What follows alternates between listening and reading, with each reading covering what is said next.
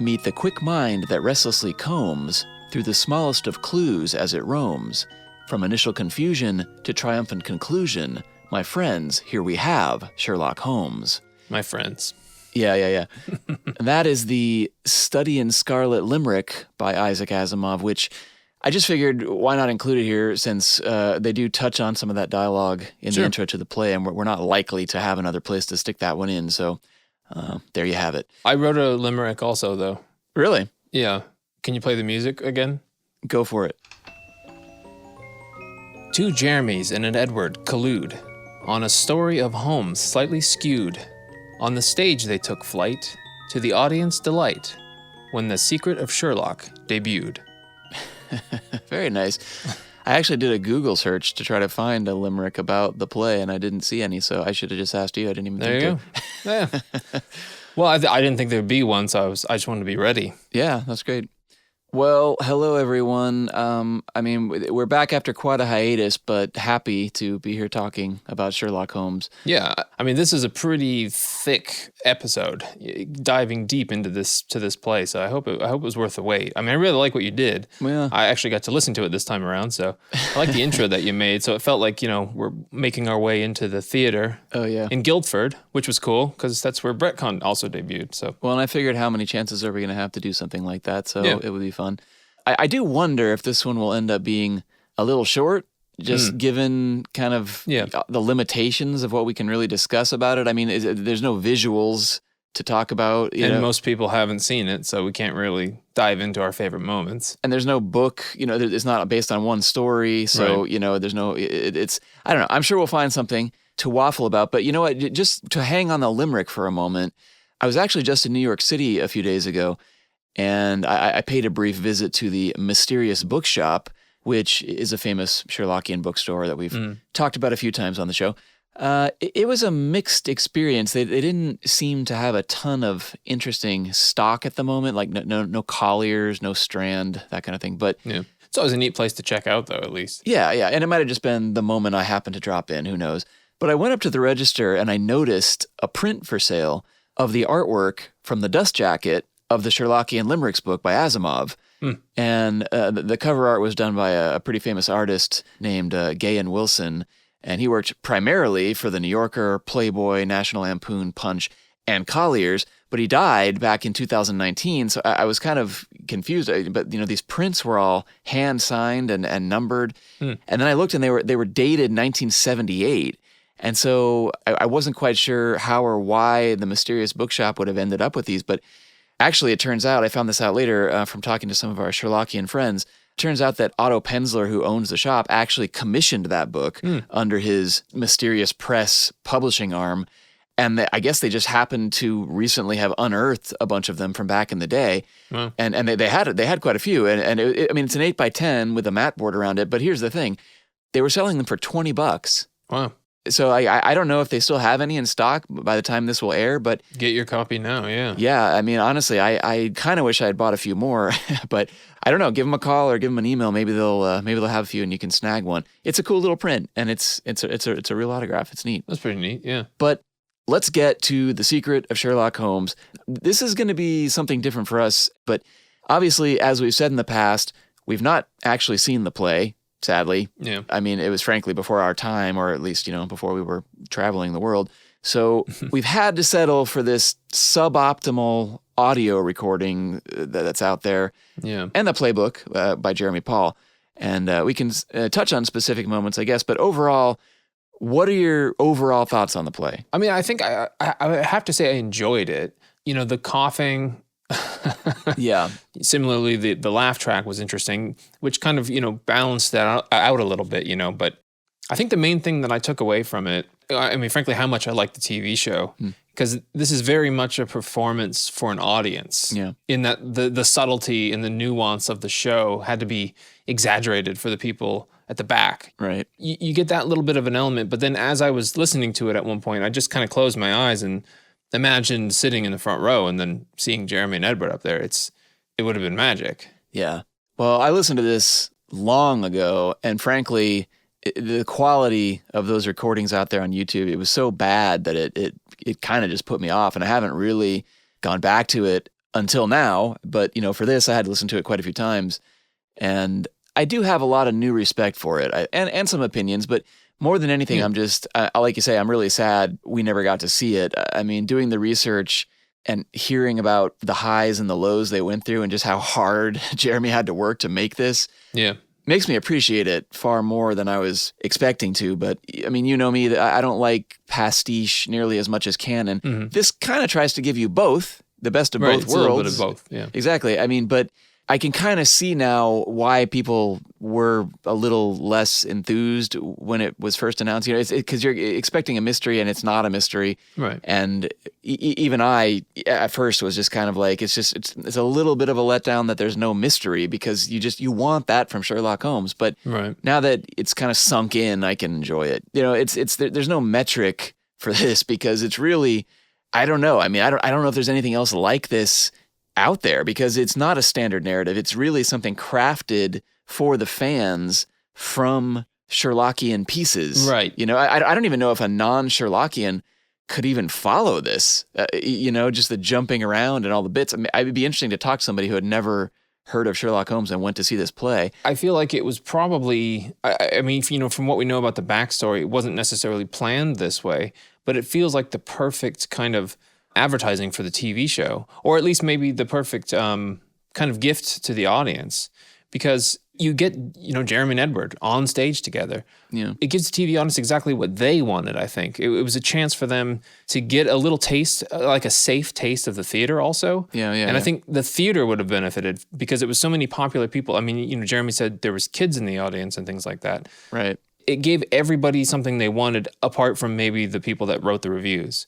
It was maybe it was a little bit poppy for the time or whatever, but how can you really fault it? I have to say that is something Jeremy brings up, which I mean, he's very positive about the fact that little, 3-year-olds were coming to see the show. But I mean, honestly, how could a 3-year-old, how could a 5, how could they possibly get anything out of this show other than just to see Jeremy in real life? I mean, maybe that's enough. But I always found the fact that he brought that up numerous times strange. I almost kind of wondered if it was like an attempt to sell tickets to just anybody, who he could sell them to. Yeah. But no, it's definitely an adult theme. I mean, he's doing cocaine on stage. I mean, he's screaming all over the place, and it's pretty heavy stuff. I felt like the story behind the play and the interviews that we got, as well as the play itself, it felt like a very personal look at Jeremy's mental health in that period. Right. You get like this very tangible picture of just how hard he would have had to work for this character and the toll it took on him, mentally, physically, and professionally. Like what we heard about Jeremy's fears regarding his health insurance. Yeah. Things that you would never have to think about, but the need to keep working and the need to keep things like this secret. It's sad, but you also have to applaud his commitment. Yeah. And there's so many interviews that we did, and again, every single person we spoke to echoed that sentiment and said Jeremy was just a trooper. He was not well, but he did it anyway every night, night after night after night. 6 shows a week, sometimes 2 a day. It's frankly like upsetting to think about. To think about how hard he had to work to make this happen, but he must have really wanted it. Yeah, well, like how much fun would it have been for him to elaborate on the character? Yeah, and it's less about the speed of thought, as we discussed with Jack Claff at BrettCon.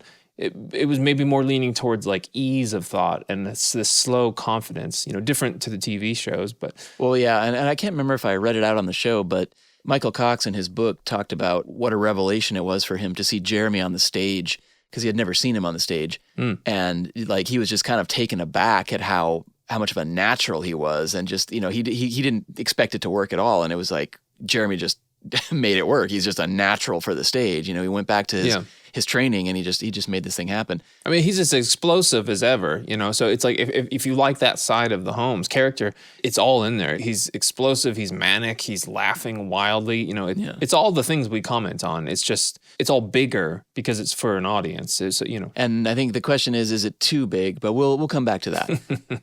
One thing I wanted to say is, for anyone who hasn't listened to the play yet, and if you're thinking of going on YouTube and listening to it, as you said to me, Gus, I think you should get a copy of the script, which I think there's like a PDF of it online somewhere, but to kind of overcome some of the poor audio. You can read along. Yeah.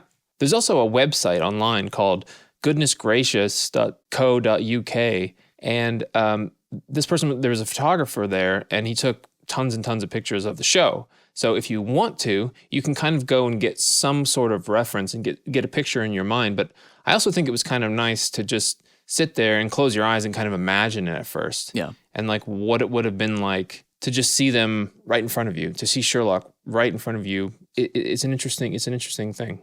Well, I think it's good advice to read along. I also think another piece of good advice for people who maybe haven't checked out what's out there on YouTube is to use your headphones. It makes it a lot easier to hear the little things that are kind of lost in the noise of these bad recordings. Mm-hmm. But also, when you do that, be prepared for the coughing, like you said, because sometimes it's super loud and it's sometimes it's like right in the middle of tender moments. Yeah. And, we haven't talked about it yet, but we actually have managed to acquire a number of recordings of this show, which we'll talk about. But I mean, they're all the same. They're all just completely littered with coughing. It's frankly like disturbing. It's like, I mean, I have one where Jeremy is delivering like the final speech and someone's like having a coughing fit and he's like trying to squeeze the lines in between the coughs, Well, it was dusty back in the 80s. I mean, it makes me wonder if it was like flu season or something, but I mean, I guess it's live theater, It's just, you have that many people in a room. It's somebody's going to cough. It's going to happen. Well, given the way this play kind of just jumps all over the place until the end when it kind of focuses, I don't even really know how to talk about it here tonight, but maybe we can just do sort of a good, bad Jeremy thing and just really just throw out bite-sized insights and opinions. And I mean, this isn't really our typical kind of episode. So, I mean, no. I do have some audio surprises I want to share with our very patient listeners, but let's hit our favorite moments from the play first. The good, the bad, the Jeremy. What's your first goodish note that you wrote down? Well, this again is kind of goes to your imagination, I think. But when the effect of the Reichenbach Falls was described, using the dry ice kind of cascading over the stage, like that sounds like it would have been very dramatic. And, in the middle of kind of a two-hander, the simple thing in Baker Street, and then suddenly we're in the Reichenbach Falls, it would have been pretty dramatic, right. And then to also get the inclusion of the Rose speech during that moment. Yeah. That had to have been effective. That had to have been the highlight of the thing. No, that's in my notes as well, even though I've never seen it. It's just like, just thinking about how cool it would have been. It's definitely, it's like a highlight. Yeah. It's and the neat. sound, I mean, honestly, my first note is just that I just think it's so great that they were able to include those segments from Study in Scarlet, Sign of Four, Valley of Fear, like parts that we never got in the show, but we got here, and it's interesting because like some of that stuff, I mean, this came before the Milverton episode. So they obviously they did that, where he's like, congratulate me, Watson, I'm engaged to be married, that whole thing. Mm-hmm. And fans of the show hadn't seen that yet. They hadn't seen Jeremy play that yet. Yeah. So they got that here and then some of the other stuff. But I mean, it's just anything we can get from Study in Scarlet, for example, that we would never end up getting. I think it's just nice that we at least have this. I do feel like it's nice that we at least have it. But this was one of my things I wanted to ask you about. Like, how do we really feel about this moment? Do we feel like we really missed this moment with Jeremy in the show? I know a lot of people did miss it, but it sort of makes me appreciate the show that much more. Because I feel like it was a bold choice to skip it because it could have worked. Yeah. But it's something about the age of the actors and the weight of their relationship, I think, might have been lessened a little bit if we saw it from the very start. Oh, yeah. Yeah, the way they did it, they were old friends already. And showing them meet at that age, I don't know. I feel like it could have potentially weakened it. I gotcha, but I think, if they would have done it very first with David Burke, I think it would have worked. It's possible. Because I just rewatched Dancing Men the other day, and my goodness, they look like babies. I mean, David Burke looks so young. I don't know how. I mean, those first couple episodes when they're still trying to figure out his look and his hair and everything. I mean, they look pretty young. I think they could have done it, but no, I know what you're saying exactly. And Jeremy would have been 52, 53. I mean, he was early 50s when he started the role, which is a little old for it. But again, I have total faith that Cox and Granada and everybody could have pulled it off had they wanted to. Sure. But again, it's just nice to hear it, because so many people ask that question. A lot of people write in, why didn't they make Study in Scarlet, Mm-hmm. And I've never recommended this to people before, but I guess now I can. Well, the other thing I think we should identify is Jeremy's excitement and exuberance about this play. Not only commissioning it, but then kind of embracing what Jeremy Paul did and jumping immediately into rehearsals. Mm-hmm. I mean, we've been in the business long enough to know that every time we start a project, we'll say something like, okay, well, this will be a year before we can even get started on this. Like, what a gift to Jeremy Paul and to us as the audience that he just personally championed this play. Yeah. This is a patron of the arts right here. Well, I mean, it's one thing, too, to make a movie where you need 100 people, but it's, this was like 3 guys. So, I mean, you can do that kind of thing with the stage, luckily. Yeah, exactly. But like how fresh that would have felt back then, to be able to just go, we wrote a play, let's go do it right now. Right. And I think, too, Jeremy was very much at the height of his happiness, with the show at that point. And also that it was the anniversary of Sherlock Holmes. One of my good notes, even without seeing it, I can see in my imagination that final moment when Holmes asks Watson if he's going to share these secrets with the world. And the way Edward says, "As always, Holmes, I will select, hone, transpose, and omit." I can just see him like putting his fez on and crossing the room as he says that, and smoking a cigarette. Yeah. Well, let's switch over to any kind of critical things, any bad notes we might have. I don't really have a ton. But as I said before, just being a pastiche, I mean, there are certain things I didn't love about this iteration. Things about Holmes's childhood, I mean, I know it comes from Jeremy Brett's imagination. Yeah. But it's just a non-canonical thing. But like the moment when Holmes yells, like, "That vicious nurse!" It's like, did she like abuse him? You know what I mean? I mean, it's very theatrical. It's very loud. It's just, I don't know. It doesn't feel like Holmes to me.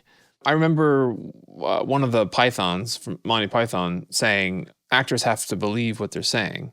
And, the other thing is write what you know. So it's an interesting inclusion. I'm kind of with you. Like, I do feel like it really paints a picture of Holmes that I'm not sure if it's accurate or not. And interesting to see that Dame Jean Doyle gave her blessing. Right. I kind of wonder what she thought of that, but I guess she didn't push back on it. So I feel like that one of the great things about this show is that you can change your opinion and your opinion can evolve. I mean, I don't know that I'm ever going to stop feeling like David Burke is my favorite Watson, but I mean, I could change. I mean, I definitely love Edward Hardwicke more than ever. Mm-hmm. But, looking back on those early ones, was Jeremy a bit brash? Yeah, sure. He definitely was. But do I still love it? I still think I do. I think I love it the most.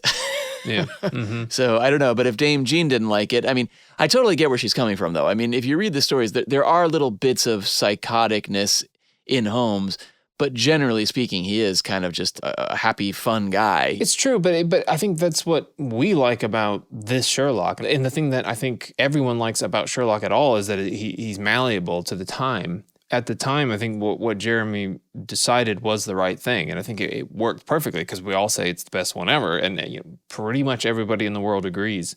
Yeah. I know there's a big emphasis on this is a story about 2 friends. And it's, I mean, I get it, but that's not why I watch the show. I don't watch the show to watch 2 friends. I watch it because he's a superhero and it's logic and science. And, that's what I like about it. Yeah. And that's kind of where, like, I kind of come down on, I hesitate to call it a bad note. But it's not going to be a surprise that I don't love the idea of the game. And I kind of felt like that with the Holmes as Moriarty angle. Yeah. And I kind of accept it in this setting, but because it's not part of the Granada canon. But I think probably it's also a little bit tainted by the BBC Sherlock series. That I saw that first. I mean, if I would have seen the show first, maybe I would have felt differently about it. But I think I just had so many Holmeses, Moriarty Holmeses, Watson, Holmes is Napoleon, I mean, at some point I just go, yeah, okay. It's true.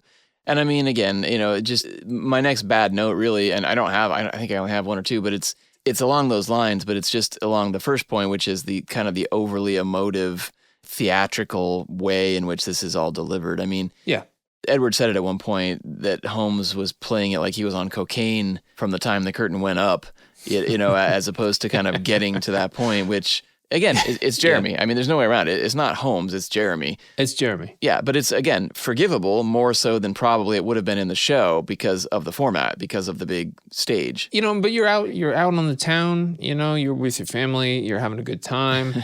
Jeremy's up there cackling. I mean, it would have been fun. I mean, there's no way we wouldn't have just been smiling the whole time. Right. Is it the best performance of Sherlock ever?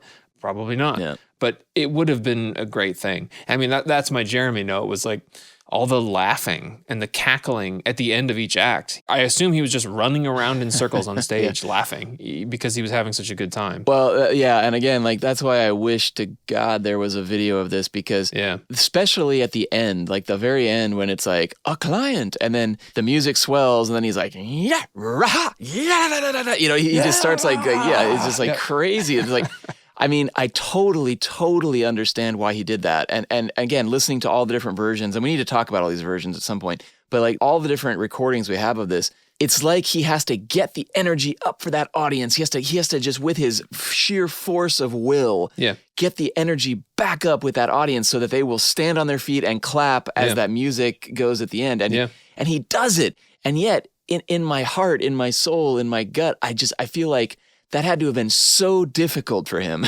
to muster that energy to just, my God, like what an achievement. To force everybody to get up off their asses. Exactly. Because it's on him in that moment. Yeah. And yet, it's like, would Holmes have done that?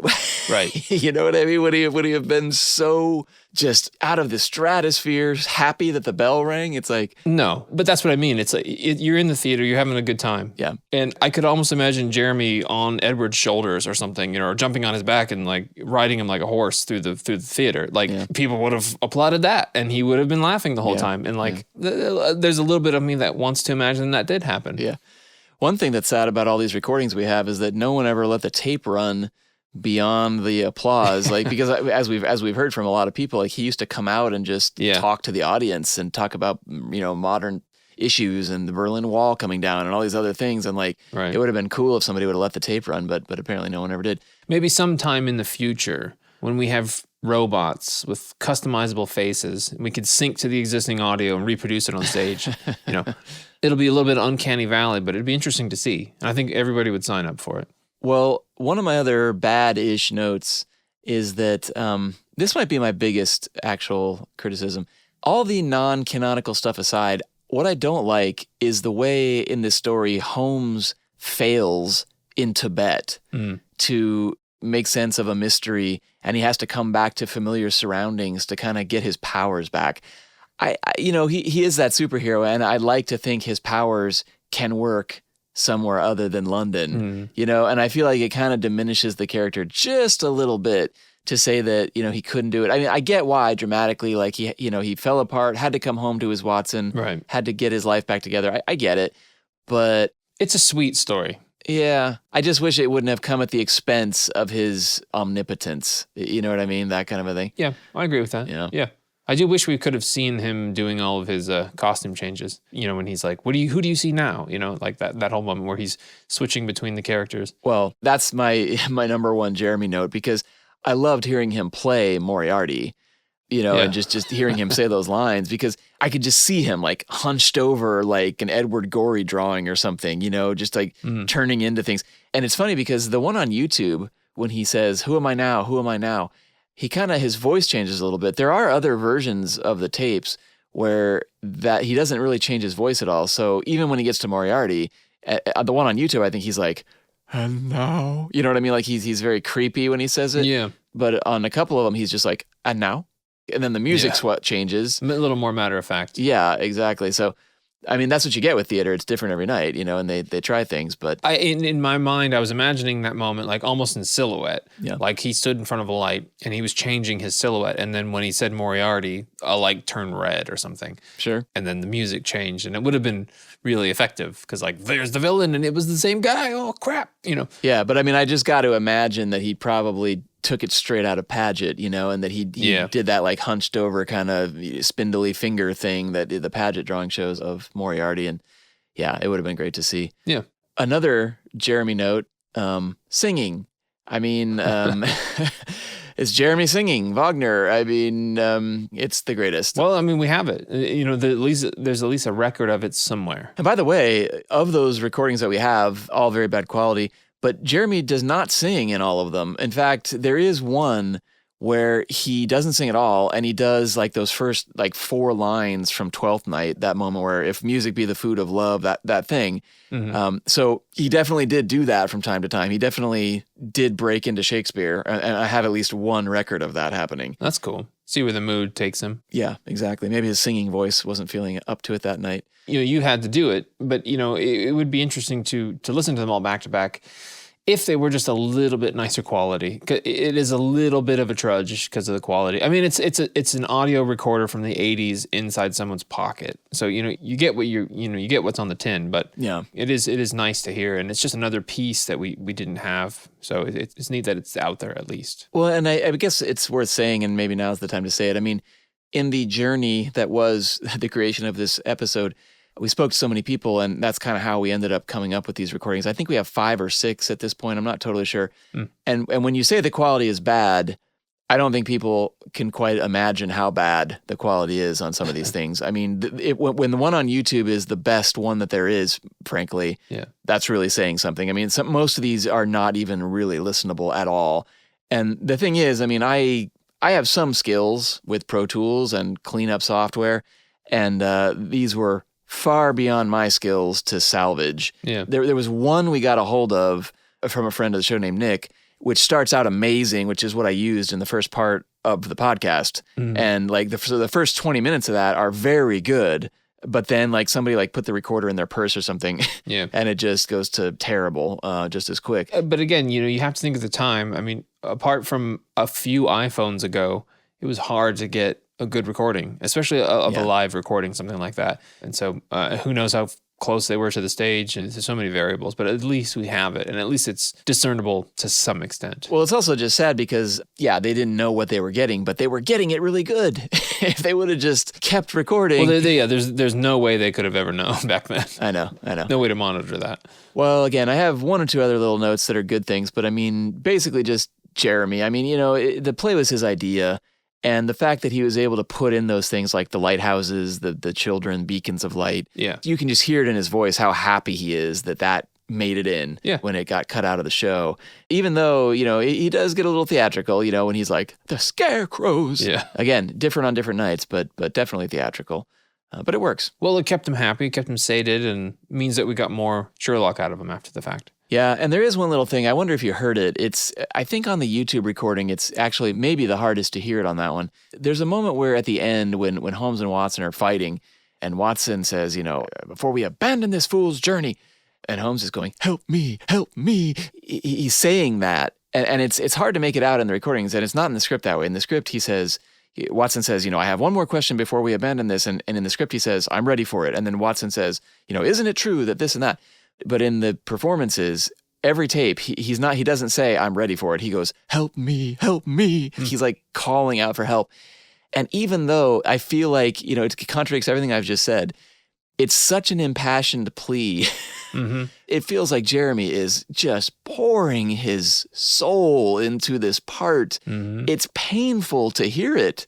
And yet, I can't help but adore it. Well, he was. Yeah. And I mean, from everything we heard, he was. I mean, he was propped up for some of these performances. I mean, that's real commitment to put your health below your art, your craft. So, you have to applaud it. I mean, all the negative things we might think about this, they're very petty in comparison to what the good is in it. Absolutely.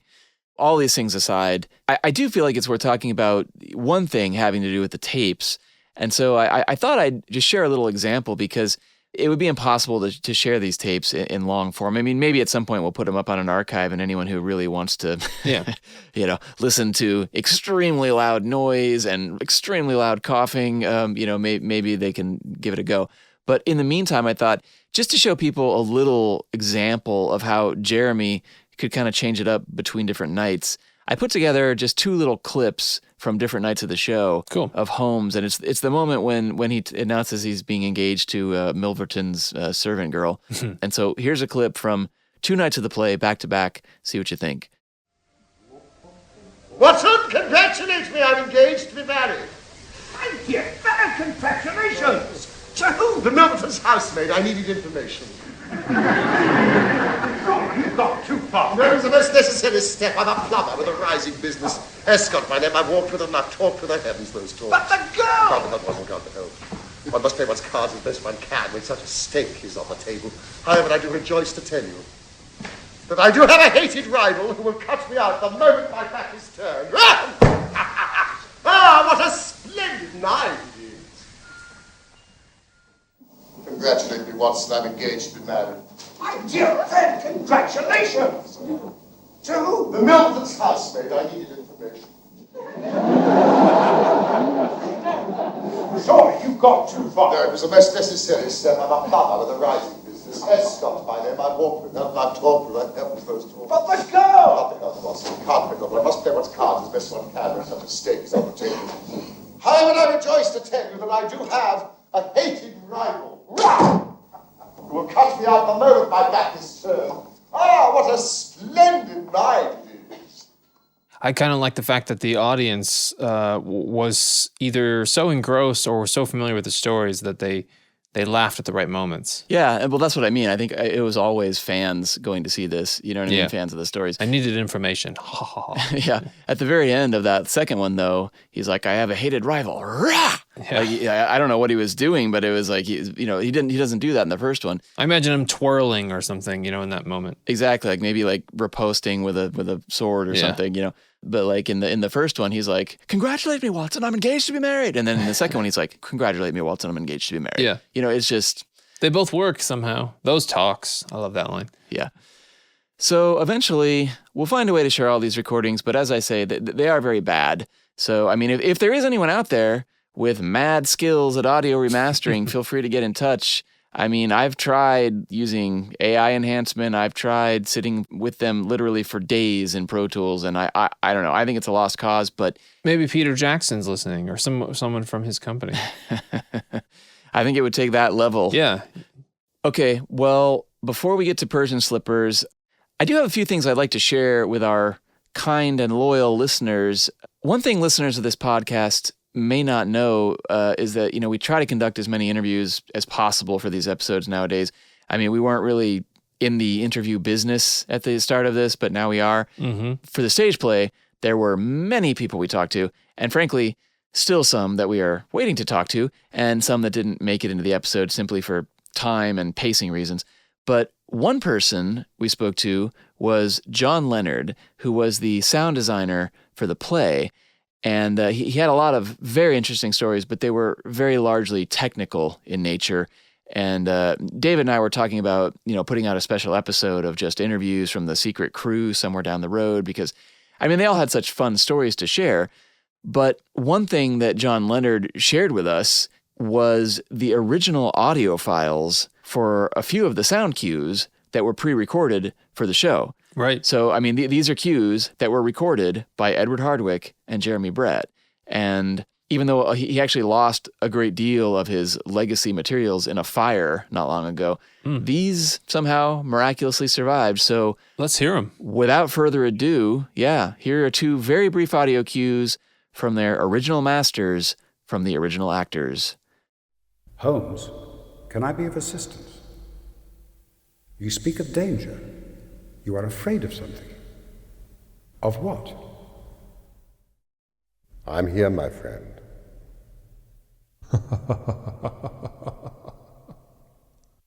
Watson.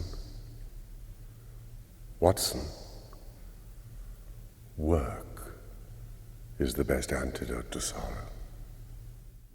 So some Jeremy and Edward there that no one has heard cleanly, at least, since the days of the play. They're very moody and ominous. Yeah, they're pretty haunting to hear. It's especially haunting because it's so different than the performance on stage. So when those pop in, even in the recordings, it's like the voice of God suddenly, Yeah. That probably could have been hugely effective, depending on the sound system in the theater. I mean, it could have been, whoa, like. Well, yeah, and it's obviously they're not yelling the same way they would be on stage, because it's coming Right. over the speakers. So yeah, I mean, it was gracious of John to share those with us, and as always, Great work from David Ewell making that interview happen. Definitely. We did ask him about other cues like the Reichenbach sounds and some of the street sounds, like there's some hurdy-gurdies and stuff. He did give us a few of those too, but I think he mentioned that it was mostly just stock sounds, like from the BBC FX archive tapes and that kind of thing. So, but these were the only bits of Jeremy and Edward that he still had in his possession. So very, very happy to share them here. That's very neat. But there is more splendor to come. More. So, not to bring the mood down, and this is going to seem like a total tangent, but as many of our listeners will know, we lost the Sherlockian author David Stuart Davies last year on August 16th, a friend of Jeremy Brett and writer of our beloved Bending the Willow.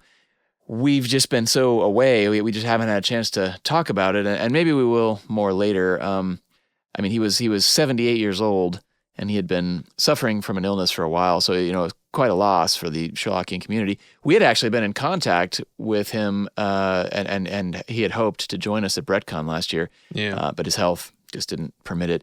But he was a good friend of the show and of the community, and he'll be missed. And if you never heard it, our interview with him was one of our best, and it's out there in the archives.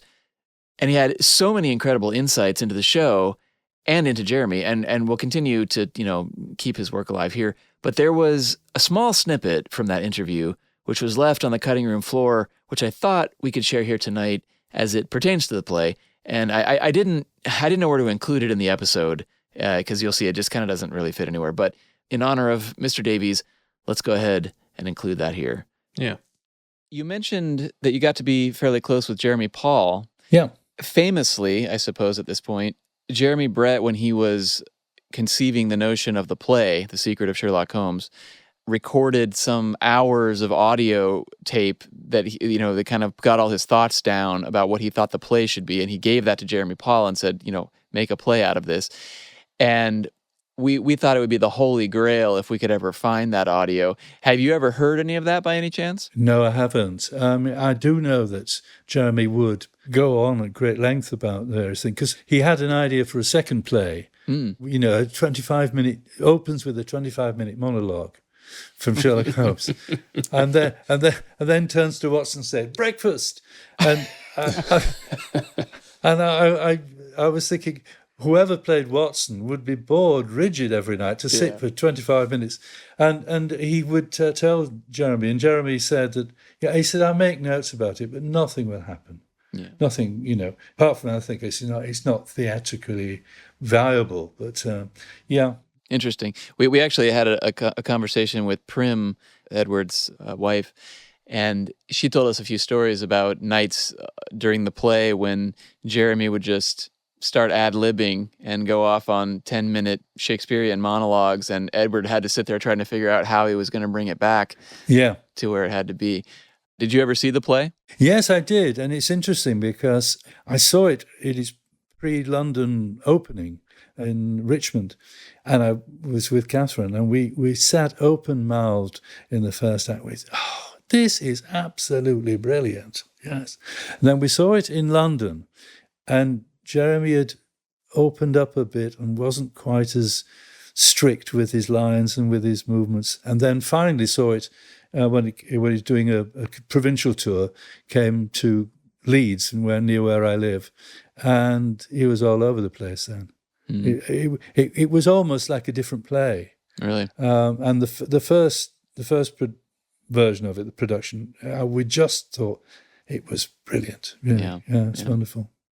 So nice to hear David's voice one last time, and in the company of Jeremy's voice and Edward's, and it just seemed like a nice place to share it. Yeah, feels like a big loss for the community. I mean, I think everything, it's just going to be carbon copies of the data that people had at this point. So glad to have spoken to him. Yeah. As he said, 25-minute monologue at the beginning. 25 minutes is a long time to just sit watching if you're the other actor. It's interesting that even after the rough experience that they had on the play, that he was thinking of a second play, and even after they never even got to tour it in America, which he had hoped to do, but he was still dreaming up more stuff. So it's true, but like once you finish a project, no matter how stressful it is, you're just looking for the next thing. Well, I'm sure it would have been great for Jeremy, and I'm sure the fans would have loved it. But yeah. Well, another very special play-related item I wanted to just quickly mention. So In the course of our investigations, we were lucky to be shown the private notebooks of playwright Jeremy Paul, shared with us by his daughter Sophie. These handwritten notebooks are just a fascinating glimpse into the mind of Mr. Paul. And I have to say, I wanted to incorporate more of it into the show, but frankly, Mr. Paul's handwriting is a challenge for me, to say the least. Sophie offered to help translate, and she did read, a note or two of it in the interview, which we included. Yeah. And we'll share more of that interview, obviously, down the line. But because it's such a fascinating insight into the mind of this award-winning writer, I think maybe we should try to share a few pages from the journal as an artifact on our Twitter, and socials, just so people can see it. It's just so neat to see, and very kind of Sophie to share that with us.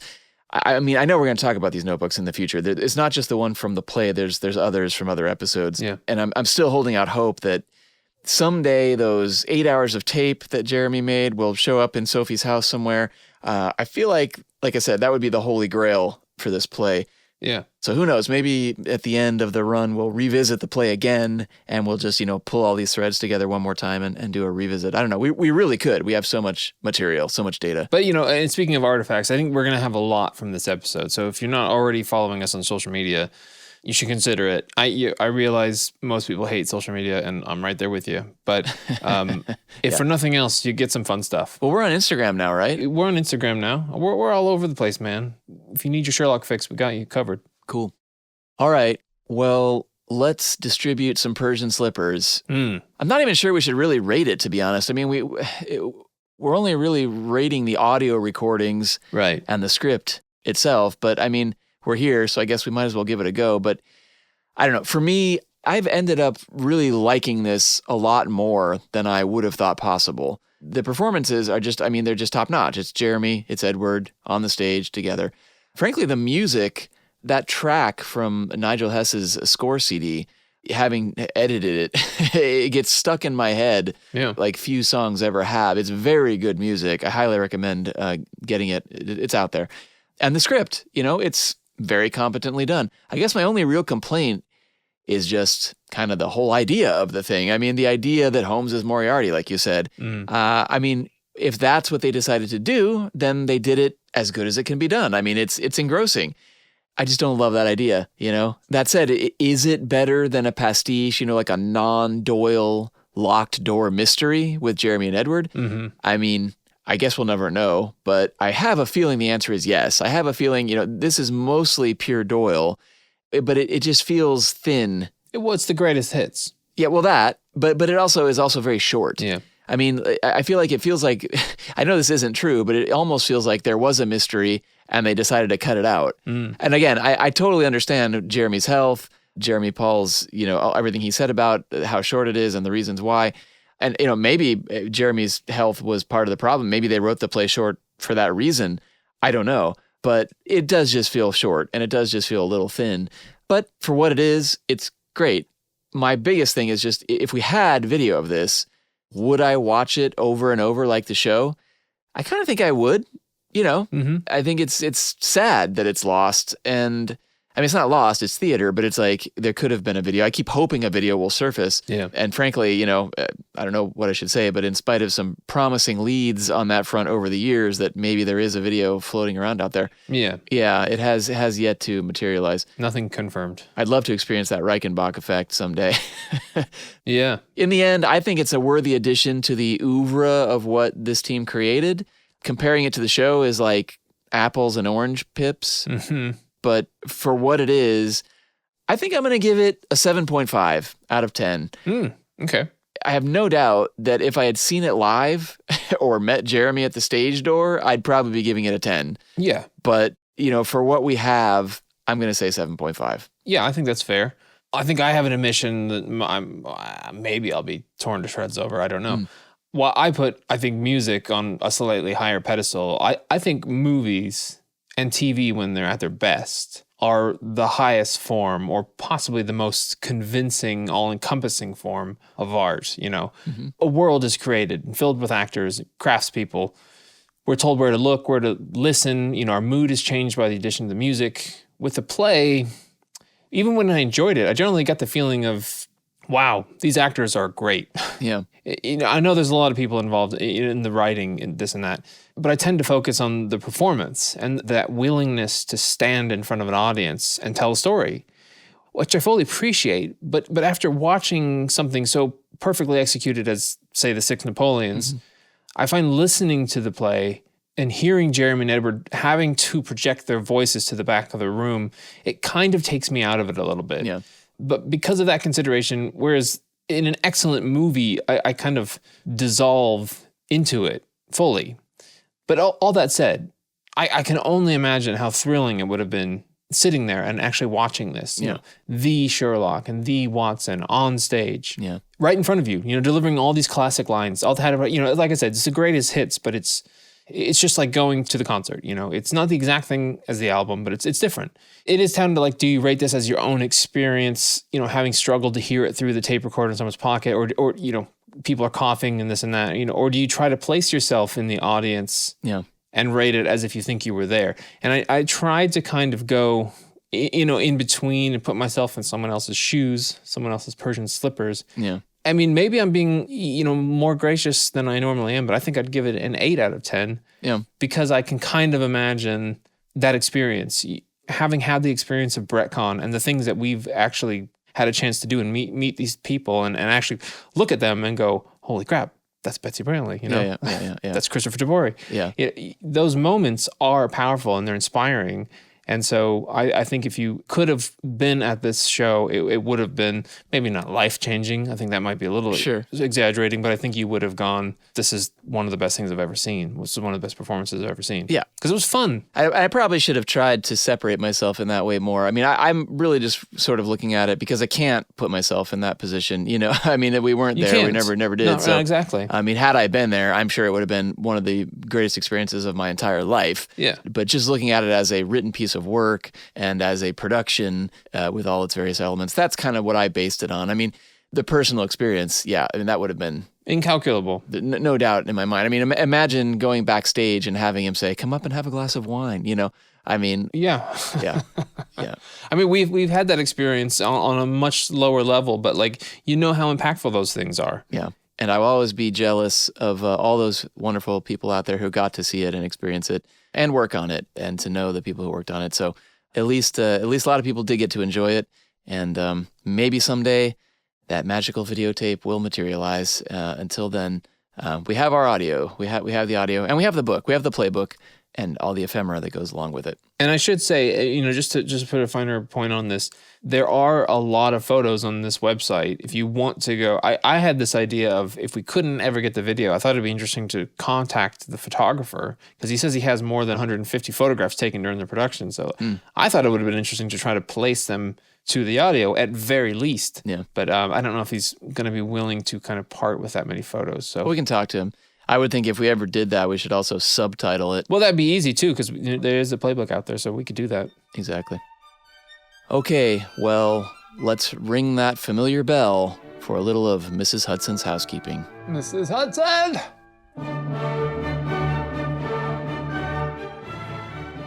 And joining us today, or tonight, depending on which time zone we're all in, is our friend and colleague David Ewell. Hello, again, I'm here. How's it going, David?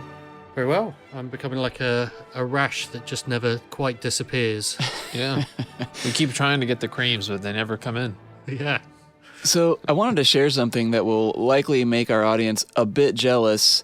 But as we were doing the research for the stage play, David was making the usual inquiries with cast and crew. And during those adventures, happened upon a flyer, an advert flyer from the show when it was running back in 88, 89, which he sent over to us in the U.S. and turns out was autographed by Jeremy Brett himself, which I just got to say, I own no Jeremy Brett autographs before this, and I've looked into getting one many times, and now I can finally say that I have something signed by Jeremy Brett, which is just incredible. So thank you, David. Well, thanks goes to Alyssa Swinglehurst for sending it to me, which was a thank you gift for us digitizing her cassette copy of the recording of the play. Right. So, which is, spending a few minutes with Alyssa was amazing because she's got a program from each of the tour locations. Yeah. She's got a shed load of stuff. I'm sure we'll share some of that as artifacts on the show Yeah. Great. when it's released. Thank you, Alyssa. Well, speaking of things that will make our audience jealous, I don't know if we ever said this out loud or if we should, but for those of you who were at BrettCon, you might remember that we had on display a number of cool show props.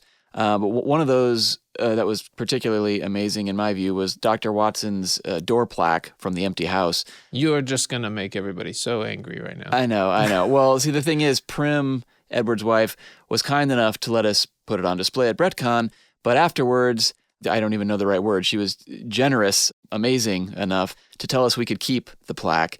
And so the screen-used door sign from Dr. Watson's practice now hangs in my room of curiosities. And I mean, this might be my most prized possession, or one of them. I can't remember. Did we draw lots, or did I just make the executive decision to steal this? I can't remember. But My memory is just that it disappeared on the Sunday after BrettCon. so here's the reason I brought it up. I'll tell you a funny story. So I hung it up, and shortly after that, the metal plate, which has the words embossed on it, Dr. Watson, fell off the wood. It was just kind of being held on by some strange black art adhesive. And I don't know if it's because of the difference in climate from the U.S. to the England or what, but I ended up having to repair it. But it was just kind of funny to see just how much of a prop it actually was. You know what I mean? It looks really heavy duty. It looks like this nice metal thing with a wooden backing, but I mean, and it is, but it's metal plate and some glue. You know what I mean? So it was a prop for sure. But still, regardless of all that, one of my prized possessions. So thank you to Prim for allowing us to give it a new home. And if anything happens to me, you guys can fight over it. It's going to be a short fight because I live right down the street. Yeah. Is this Mrs. Hudson's housekeeping section, or is this just Gus showing off of all brag these section. things I've now got? This is just the beginning, my friend. No, Well, I'll just hop in with something I could brag about. Yeah. I just got an email from Betsy Brantley. nice. And she's finished my very own custom toadstool doorstop, which I say custom, and we'll put a picture of what it is. I haven't actually seen it yet, but you can probably guess. Once it gets here, I'll share a picture. What would be one of the artifacts on Twitter? Yeah, and we'll talk about it once you have it in hand. Yeah, and also just back to BrettCon for just a moment, we have been posting those videos up to Patreon, and the production panel will be going up next. It should be out right now, so check that out. If you're not already a patron, you should go check it out because man, there's some good stuff up there. And the production panel is 4 directors, a writer, and the producer as well. Yep, if I remember hosted by rightly. Keith Frankel. So By Keith Frankel. come on, what more do you want? Yeah. Well, we do have one fairly sizable announcement that I wasn't sure we should make, but the more I think on it, I think we should. Backstory, during our conversations regarding the stage play, we spoke to a lot of folks. One of the people we spoke to was Gary Leach, who is a photographer, journalist, artist. He's had many adventures in his day. And back in the early days of the Granada show, he was able to get onto the Granada lot and snap some photos of the team making the show we all love. In later years, he designed and screen printed the T-shirts that were sold at Wyndham's from photos that he took himself of Jeremy. When we spoke to him, he shared so many treasures in his possession with us from those days, and one of them was an audio cassette, and this was a recording of an interview he conducted with Jeremy Brett himself. And no one has ever heard this recording, and Gary has given us his blessing to release this interview on the podcast as a Sherlockian conversation with Mr. Jeremy Brett himself. So Hot damn. we'll be sharing that with you very soon. This is exclusive. It's very exclusive, and it's a wonderful interview. I mean, truthfully, it's Jeremy mostly talking a little bit about Sherlock Holmes, frankly, mostly talking about his career, his acting, how he makes decisions when he's performing. But a lot of stuff I've never heard anywhere else. I've never heard Jeremy say these things anywhere else. So I can't remember the exact time frame when the interview took place. I think it was around 85, so probably around Norwood Build, that's the second series of the Adventures. Right. And so it's very early, very young Jeremy. I mean, he's obviously at the very top of his powers in this interview. And I mean, he's just wonderful. And That's exciting. I'm looking forward to it. yeah. And I have to say, having heard it myself, for a 40-year-old cassette recording, the audio quality is pretty damn good. Yeah. Nice. Well, definitely compared to the other 40-year-old cassette recordings we've been dealing with lately of the stage play, because those On this were episode, yeah. more difficult. But yeah, this is amazing. And I mean, it's frankly, down to Gary and his generosity in sharing it with us, and his kindness in speaking with us. And we'll be sharing all that eventually. But in the meantime, can't wait to share this one, and we'll be doing it very soon. Well, it's been so long. I feel like we have this giant list of things we've been saving up to share. Backlogs of emails, and we're getting to them. Yeah. One kind of major bit of news that kind of passed us by just because we haven't really been on the air is a few friends of the show have been recognized for their work. Kieran Shaw was made an MBE for services to the film industry. Right. And our very first guest on the podcast, Stephen Fry, received a knighthood for services to mental health awareness in the environment and charity. I mean... Yeah, congratulations. Congratulations. Yeah, Come on. sure. Stephen Fry. Sir Stephen Fry. Long overdue. And quickly, I'd like to jump in just to cover off the BFI event we held at the end of last year, where we showed The Solitary Cyclist and The Devil's Foot at the Riverside Studios in Hammersmith, along with cast and crew panel after each screening. It was a roaring success. Yeah. Surprisingly so for us again. And we managed to raise just short of £1,000 for Interact Stroke Support, which is Barbara Wilshire's charity she's involved with. And there may very well be events in the future with the BFI, as they were extremely happy with the way it went. So thank you, everyone, to coming along and supporting another whim that we had to try and... It was a fun Christmas visit, and it was great to see everybody and great to hang out and great to be in that part of the world again. And we didn't really get to do much Sherlockian sightseeing, though I will say one of the things that we haven't been talking about, even though we've been there a few times on the last few trips, was the Sherlock Holmes Museum, which we did drop into. The only reason I bring it up is because I don't know if we ever even talked about the busts, but for those of you who haven't been to the Sherlock Holmes Museum in a while, they added something in the upstairs attic, basically, which is a display of busts. And it's the main actors who have played Sherlock Holmes over the years. So there's one of William Gillette, Basil Rathbone, Peter Cushing, Jeremy Brett, Ian McKellen, and Benedict Cumberbatch. And then for whatever reason, Robert Downey Jr. wasn't in there back when we did, I think it was at BrettCon. Robert Downey Jr. wasn't there, but he is now. And they've had to rearrange it because they don't actually have enough room. And we do have some pictures, so maybe we can share them. But Jeremy is now on the fireplace mantle, not on a pedestal like the rest. He's kind of up by himself, elevated high above the others, which I think is appropriate. That's appropriate, yeah. Definitely elevated high above the others, off on its own. Yep. Yes. But what's also interesting is that if you Google Sherlock Holmes Museum busts, you'll find the company that made them, and they are, well, what you'll discover is they are 3D printed.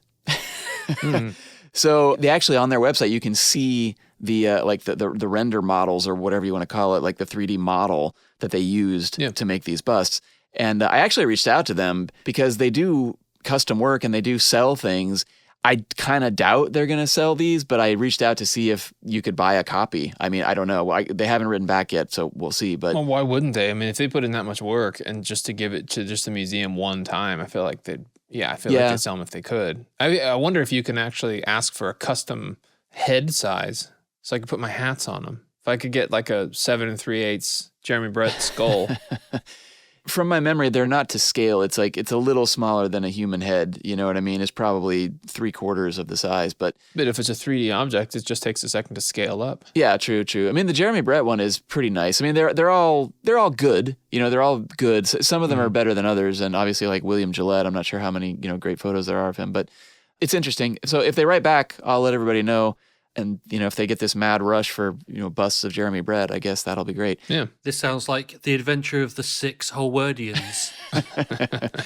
Or Brettians or something, yeah. There's 7 total busts, but, we could smash one. I guess it's cool that Ian McKellen's in there, but, he only played him once. I feel like Robert Downey only played him twice, but I don't know. I guess Ian McKellen is Sir Ian. Well, I think the whole point of the museum is to give something to the public, and those are the popular things right now. So I think that's what that museum is about. You could argue that Ian McKellen is the most famous actor to have played Sherlock Holmes ever. That is true. But I would think that Johnny Lee Miller, who's done it for, however many years, would deserve it before. Maybe. You could then argue Douglas Wilmer, Ian Richardson. True. The list goes on. Yeah. The list goes on. True enough. Well, one other thing about the museum. So long ago, I mentioned that I had picked up some color-changing gin from the museum. Mm-hmm. It's a gimmicky drink. It's supposed to start off blue, and then you're supposed to add seltzer, and it changes to pink, which sounds really great. I never got around to opening it and trying it, and since then, the blue color has totally faded from the gin. And so when we went, I was kind of hoping, frankly, it was like the main reason I wanted to go, was to pick up a new bottle from the museum. But when we got there, it was all faded, and they had marked down the price. I mean, it was less than 50%. It was way marked down. I guess because the dye just doesn't keep over time, which is a shame. So I didn't buy any, and I've still yet to open the bottle I have. So I don't know if I ever will, but if I do, we'll report back on the flavor, and that's flavor with an O-U-R. Spelt correctly. Spelled differently anyway. For those of you who weren't able to make the BFI event in December, we do have some leftover merchandise, including some exclusive multi-signed photos, which you'll be able to find on our Etsy store as we speak. And for those who don't know, the audio from those events, the interviews we conducted following the screenings, are available on our Patreon as well. On the RSS feed. One other fun tidbit, or maybe two other fun tidbits. I've received in the mail the latest Sherlock Holmes review, but on the inside, there's a big spread on BretCon, a report. This was written by our friend Fabienne, who was at the event. She took her own photo, she wrote her own story, and it's pretty nice. It's a pretty nice spread of the whole thing. Some good photos. Everybody's in there. I mean, the audience is in there. We're in there. I think David's in here even. Jeez. Good God, no. Secondly, I also received the latest Sherlock Holmes magazine. And similarly, there's another article in here written by David Yule. How dare he? And this is the first time I've ever been featured in a magazine wearing a rug, which is kind of fun. But yeah, both of these are really neat. I mean, it's a neat chronicling of BretCon. So if you need one or if you need two, now you have options. And just to confirm, when Luke says rug, it's an actual rug, not the British terminology for a wig. Don't blame me. You forgot the rugs, Watson. Well, one thing we did while we were away for a while was to have a Zoom call with our listeners. It was held over on Patreon, but it was a celebration of our 6th anniversary as a podcast. We had a nice little Q&A session with a good number of friends of the show, old and new, so that was cool. One thing I mentioned there that I thought I would mention here was just that I had recently watched a DVD called Haunted, which features Jeremy Brett. It's actually 2 episodes of a show called Haunted, and the Jeremy Brett episode was called The Ferryman. It was written by Kingsley Amis. It's actually quite good. I really enjoyed it. It kind of has a BBC Ghost Story for Christmas feel to it, but I think the DVD is region B only, but I also think you can find the show on YouTube, though the quality is pretty bad. But, if you want to see this and you have a region-free player, I definitely recommend picking it up, but for other reasons too, because the other episode on the disc is called Poor Girl, and it not only stars Stuart Wilson, who played the Honorable Trelawney Hope in The Second Stain, but it was also written by Robin Chapman, who wrote the screenplays for Illustrious Client and Creeping Man. Esther Dean did the costumes, and it's all shot in Adlington Hall, where Speckled Band was shot, and it even has scenes in the Shell House, which you can see much better in this than in the Sherlock Holmes, because they actually take place during the day, so you can see all the shells on the walls of the Shell House. So, again, just something for fans to check out. I had no idea that any of this was going to be on the disc, and I was just very pleased when I watched it and saw it all. That's neat. I think that's the Kingsley Amis program Esther mentions in the BretCon panel we recently released. Oh, really? Okay. Yeah, I didn't put that together. Excellent. Another thing that just popped up was these AI upscale videos. I wonder if we want to talk about that for a minute. Well, I have very strong feelings about this, but I'll let you. I think we should talk about it because there's a YouTuber out there named Owen Davies, no relation that I know of to June or David Stewart, who has a channel where he takes older shows and runs them through an AI upscaler to convert them to 4K. He started doing the Sherlock Holmes episodes a while back, but for some reason he started with the 2-hour movies, which, I wrote him and I said, these aren't exactly the ones that are going to bring in the people, probably. Probably the best source, though. Possibly, yeah. Maybe that's why he did it. But I don't think he's a big Sherlock Holmes guy. I think he just saw that there were movies, and I think he just decided to do those first. Right.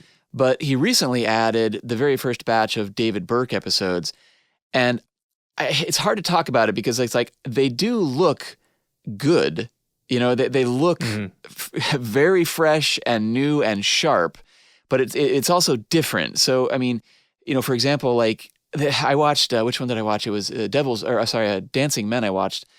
And like, I have never seen that level of shine on their clothing. Like Jeremy's dressing gown, it's like shiny. It's like satin almost. I assume that that's how it was, because otherwise how would the AI find the data to pull it out? But it's like, there's other things like pipe smoke where it starts to look like a cartoon because, it's strange and wispy and it's out of focus. And so like the AI tries to fix it in a way. And sometimes skin can feel waxy and so on. I mean, a lot of it comes down to personal preference, but if you like upscales, you should check it out. Here's the thing though. So I sent Owen a note asking if he was planning to do them all. And this was before we started on Vast Lonesome for phase 2. And he said he was going to, but I really just don't think that they brought in the views because they only have like 1,000 views on these different episodes he's put up. So he's just kind of been eking them out. So if you like this and you want to see them, I'd recommend go checking them out. But here's the other thing. I sent it to Luke, I sent it to David, and David, you couldn't play it. Geo-blocked. Right, because it was region blocked by ITV. Yeah. See, I have a lot of hangups about the use of AI within the arts. I mean, the obvious thing is technology is incredible, and it's a sort of job only the computer could do. But that said, there's things that I see that probably won't bother other people. And all the things that you just said, it's kind of because it's like a frame by frame process. So you bring up a picture. If you've ever worked in Photoshop, you bring up a picture and, you clean up people's wrinkles, you take out dust, you take out this and that. But then when you click to the next frame, you have to start all over. And so frame to frame, it's different. What it fixes is different each frame. So you get this kind of ghostly like haze. Anything that's moving, especially if it's a moving camera, there's this like judder and this haze over the thing.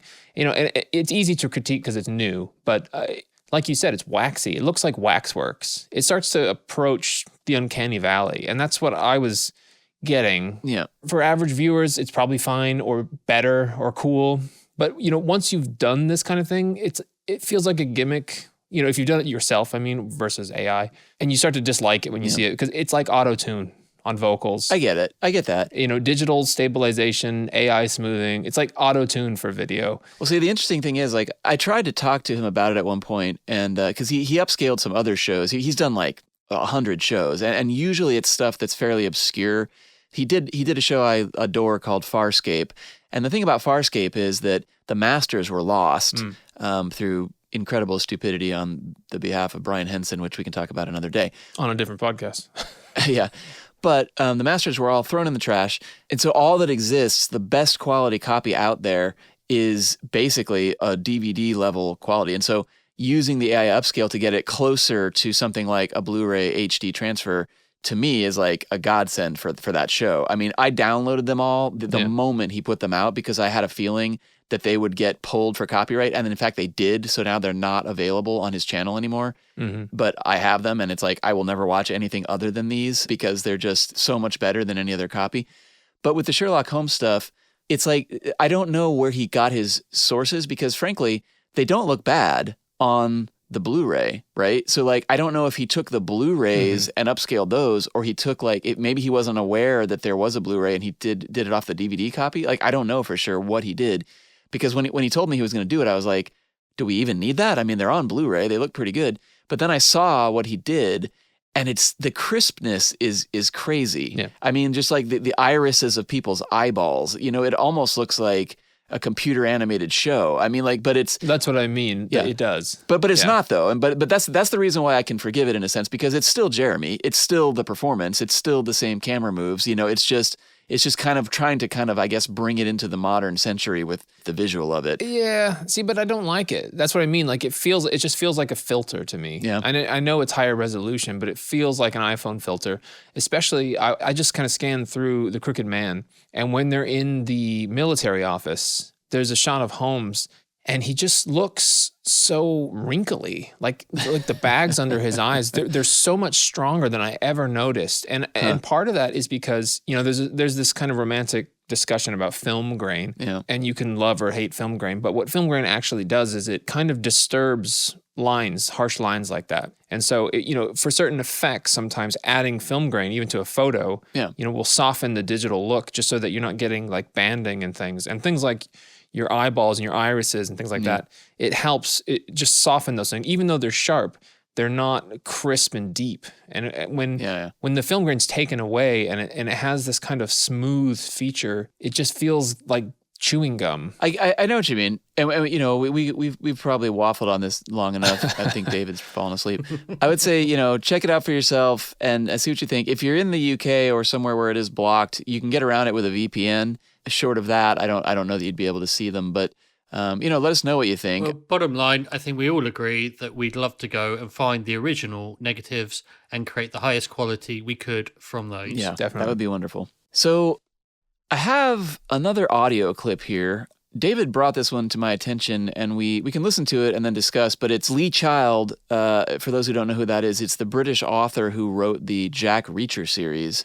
He was giving an interview recently, and Jeremy Brett comes up. So I thought we'd share a little clip of that here. Lee, do you have a favourite adaptation of somebody else's work? I was recently rewatching Jeremy Brett's portrayal of Sherlock Holmes, and he captured a sort of vampy side of Holmes. And I wondered that you might have seen that, but do you have anything yourself that you really rate as an adaptation? That, out of millions of Sherlock Holmes adaptations, is, I think, the best, simply because the actor understood the character, that he was not a nice guy, he was not a good guy. Sherlock Holmes was psychotic and quite violent. And yeah, I mean, the great mass or the majority of adaptations are usually worse than the book. There are plenty that are a great book and a great movie. And then the interesting ones, as Mick said, Jaws is a great example. Really a poor book, to be honest. You end up rooting for the shark. You hate all the characters. It's messy. It's way too complicated. And the adaptation captured the essence of the conflict, and it is a magnificent movie. So this was actually sent to us by a friend of the show, Alison Skilbeck, a.k.a. Annie Harrison, from the Naval Treaty, and was from a Radio 4 program called Broadcasting House, which was broadcast right at the beginning of the year. Well, it's interesting to hear those comments because, I mean, maybe that's how Lee Child reads the stories, Holmes being like psychotic and stuff, but I don't know. Maybe that's the great thing about literature and many interpretations, but... I do wonder if these adaptations rub off on people more than they expect. I freely admit that my knowledge of Holmes comes from this series. You know, this series was the biggest influence on me. So going back to the stories is kind of going backwards sometimes. Mm-hmm. But I wonder how many people have read the stories. They have some amount of clue as to this, to what happens, the chain of events, but then they've all been tainted or colored by the different adaptations. And then at some point you just decide Jeremy Brett's the best, so that must be what the story was. That's true. But I think, like, having worked on this podcast and having watched a lot of adaptations, especially like when we did The Hound of the Baskervilles, which we'll be talking about again because there's a lot of emails about that. But it's kind of nice in a way when you're able to see all the adaptations and then return to the original work, because in a way you can kind of dismiss it all or ingest it all or combine it all or whatever, but I think it's easier in a sense if you are tainted by one particular portrayal to ingest a lot and then go back to the original, because you can kind of see the through line that is at the heart of all the adaptations, right. Which I think is fun to do. But I just wonder how many people do go back to the original is what I mean. I also think it shows that certainly within literary circles that there's always been a lot of criticism of Doyle's writing. Yeah, and his structure, and we've heard that in a lot of interviews that we've had from people who worked on the show as well. Yeah. So it goes to what he was saying, that sometimes actually adaptations are better than the literature originals. They can be, but I also think the reason this show stands the test of time, I think, is because it stuck to the original literature as close as it did. You know, that and Jeremy Brett's performance. I think those are the two things that set it apart. Yeah. News from Alison Skilbeck. She recently got in touch with us to let us know she's dipping her toes back in the Sherlockian waters, so to speak, as she'll be playing Mrs. Whitlock in an upcoming game called The Beekeeper's Picnic, which will be a Sherlockian point-and-click adventure game released by Afoot Games very soon. We'll post the link to the trailer for the game in the show notes. Excellent. Congratulations, Alison, and thanks for keeping us in the loop on all things Sherlock. Yeah, and keep doing Sherlock stuff. We love it. Yeah. Well, speaking of mail, we sometimes receive very kind things via the snail mail. And a while back, an artist by the name of Trish Pren McCracken sent us a beautiful lithograph she had made of 221B Baker Street, which I thought was just wonderful. She didn't include much info, within the envelope, so I did a little digging online and found her website. And it turns out that this image, well, here, I'll read this from her site. It says, Trish's rendition of Sir Arthur Conan Doyle's iconic residence, Sherlock Holmes, 221B Baker Street, is included in the lavishly illustrated book by London writer Daniel Smith, The Sherlock Holmes Companion and Elementary Guide. So, yeah, it was great to get it and great to learn about it. And anyone who would like to see the work, you can go to her website, which is trishprehn.com, which is TRISHPREHN. And I think there's a way to contact her on there. Maybe you can order a print if you like it. Or, of course, you can always get the Sherlock Holmes Companion book by Daniel Smith. But it's a really neat image. That was the thing. It actually arrived. It came to me, and there was no return address. There was no name. So it was just this little mystery. And unfortunately, it was like right when we got really busy. So I just had it sitting for a while, and then I just gave it to Gus, and I was like, "You're gonna have to figure this out." But since we have looked into it, we figured it out. All of the sketches and all the drawings are based on the story. So I think there's even a guide for this piece from the Six Napoleons is here, and so there's a line of dialogue explaining it. So it's all very canonical in that way. Yeah, it's very neat. But thank you for sending that, Trish. Yeah, thank you. Just a reminder for everyone out there who is interested in locations, shooting locations from the show. I know there's more and more of you out there. I've recently updated the website with the help of Steve Taylor, who created the website. Again, shout out to Steve. With some new locations that we've discovered thanks to the help from crew from the show, as well as listeners who are out there discovering and sending us in photos. So keep doing that, and we'll keep updating the website. Thanks, everyone, for doing that. Yeah, and if you're using the website, let us know, because it's a cool tool, and it's nice to know that it's being used. Yeah, it's a great database. Great work. Okay, well, let's pull that jackknife and open up some listener telegrams. Our first note comes from Lorna, who writes, Dear Gus and Luke, congratulations on your epic work on Hound of the Baskervilles. On my most recent watch, I must say I found it better than I remembered, but it has never been one of my favorite stories or episodes. I'm convinced that it only featured so highly in the Sherlock Holmes magazine's recent poll because it's the most famous story and people don't think about it any more critically than that. I've always felt that Holmes works far better in the short stories. All 4 of the long stories have Holmes off stage for far too long, so we must blame Doyle for that, and all adapters have to struggle with the problem. Anyway, I was really just emailing after hearing the mention of the photo and plaque of Jeremy in the bar at Wyndham's Theater. I have worked at Wyndham's a couple of times, and it reminded me that there is another reference to Jeremy in the building, but it is backstage, so not on public view. In the stage right wing, there is a door, no longer in use and now covered with a curtain, which has the names of various actors painted on it in beautiful old writing. The door leads to what is now a green room for the entire company, a rare thing in a West End theater, but in the past it must have been the leading actor's dressing room, being the largest and right next to the stage. The names provide a wonderful roll call of actors from the past, many now largely forgotten, but very well known in their day, so it's great to see Jeremy in such exalted company. I have attached some photos. Best wishes as ever, Lorna. Well, thanks, Lorna. This is fantastic. Yeah, thanks, Lorna. Did you know about this, David? Oh, I didn't know. I mean, I'd say in talking to the people that worked on the show, I don't think that was Jeremy's dressing room. Yeah. But it's still pretty cool to know that he's honoured backstage as well as in the building. And looking at the photos now, you can see on there that it's Paul Schofield, Judi Dench, Maggie Smith, Vivian Lee, Rosemary Harris, Vanessa Redgrave, and many, many others. So we'll share this image on the socials so everybody can see it. But thanks to Lorna for sharing this with us. This is great. Well, we should say that when we were over for the BFI, we did go to the Wyndham Theater. And I remember this email coming in, and I asked if we could go find it. But we had a kind of hesitant, but in the end, accommodating ticketing agent who took us on a very short guided tour. And we did find our way into the bar, and we did see the regulars plaque, the photo of Jeremy, which was neat. We took a picture with it, and we took a picture of it. It's hard to photograph because it's just really shiny brass. Yeah. I did ask about that door, and the person we spoke to had no idea that it existed. I don't think they would have let us go backstage anyway, so, you know. But it was neat that he let us at least do that. So I don't know that I would say definitely go down there and ask if you can just sneak in. Sure. Because he was very hesitant to let us in at all. But yeah. The next message comes from Chris, who writes, Hello. First, what a fantastic double episode for Hound of the Baskervilles. I really enjoyed it. So I have a trifling question about the episode. I'm not sure why, but Holmes's letter to Watson, the one that he reads during the train ride, always fascinated me, and I've long wondered what Holmes wanted him to pay attention to, and what else Holmes said. I don't believe it's in the story, so not canon, but do you have any thoughts on what guidance Holmes gave to Watson? Thanks, Chris. Well, thank you, Chris. Yeah, it's weird. I mean, I don't know if you guys remember this, but they cut out the entire note, but I did check the script, and it's even less in there. In the script, it just goes, concentrate your attention on the following, ... And then, like, we don't even hear the end where he says, above all, pay attention to the moors, where the powers of evil are exalted, or whatever he says.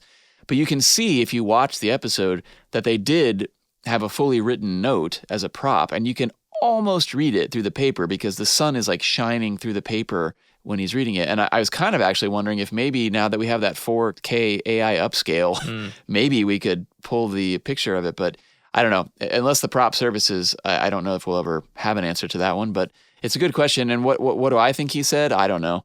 You know, pay attention to the different people, I would imagine, you know, that kind of a thing. Keep your eye on Sir Henry. I think it's obvious, but I think it was just meant to be that Watson needs to be on his toes. And then we're not going any further than that. I also wonder if it was a little bit of, it was a fun thing to include, but if you did say what it was, then you'd kind of ruin any of the mystery. Yeah, of course. And then also, as we've seen previously, it was probably written on the day. And so maybe it was just whatever someone came up. Because like there was one time it was the script that they threw into the, so. It's probably somebody going, Edward, while you read this, don't laugh, don't laugh, don't laugh, don't laugh. Do you think he had to reiterate that the local village pub was the centre of all local gossip? Yeah.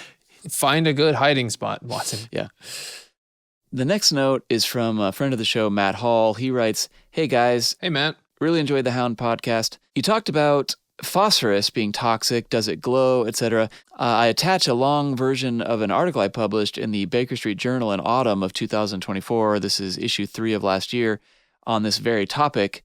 So enjoy. And then he also says, given that you watched all those Hound movies, I think you'd like the book Hounded, My Lifelong Obsession with Sherlock Holmes and the Hound of the Baskervilles by Vince Staden, where he hilariously recounts spending COVID lockdown watching every single adaptation of Hound ever.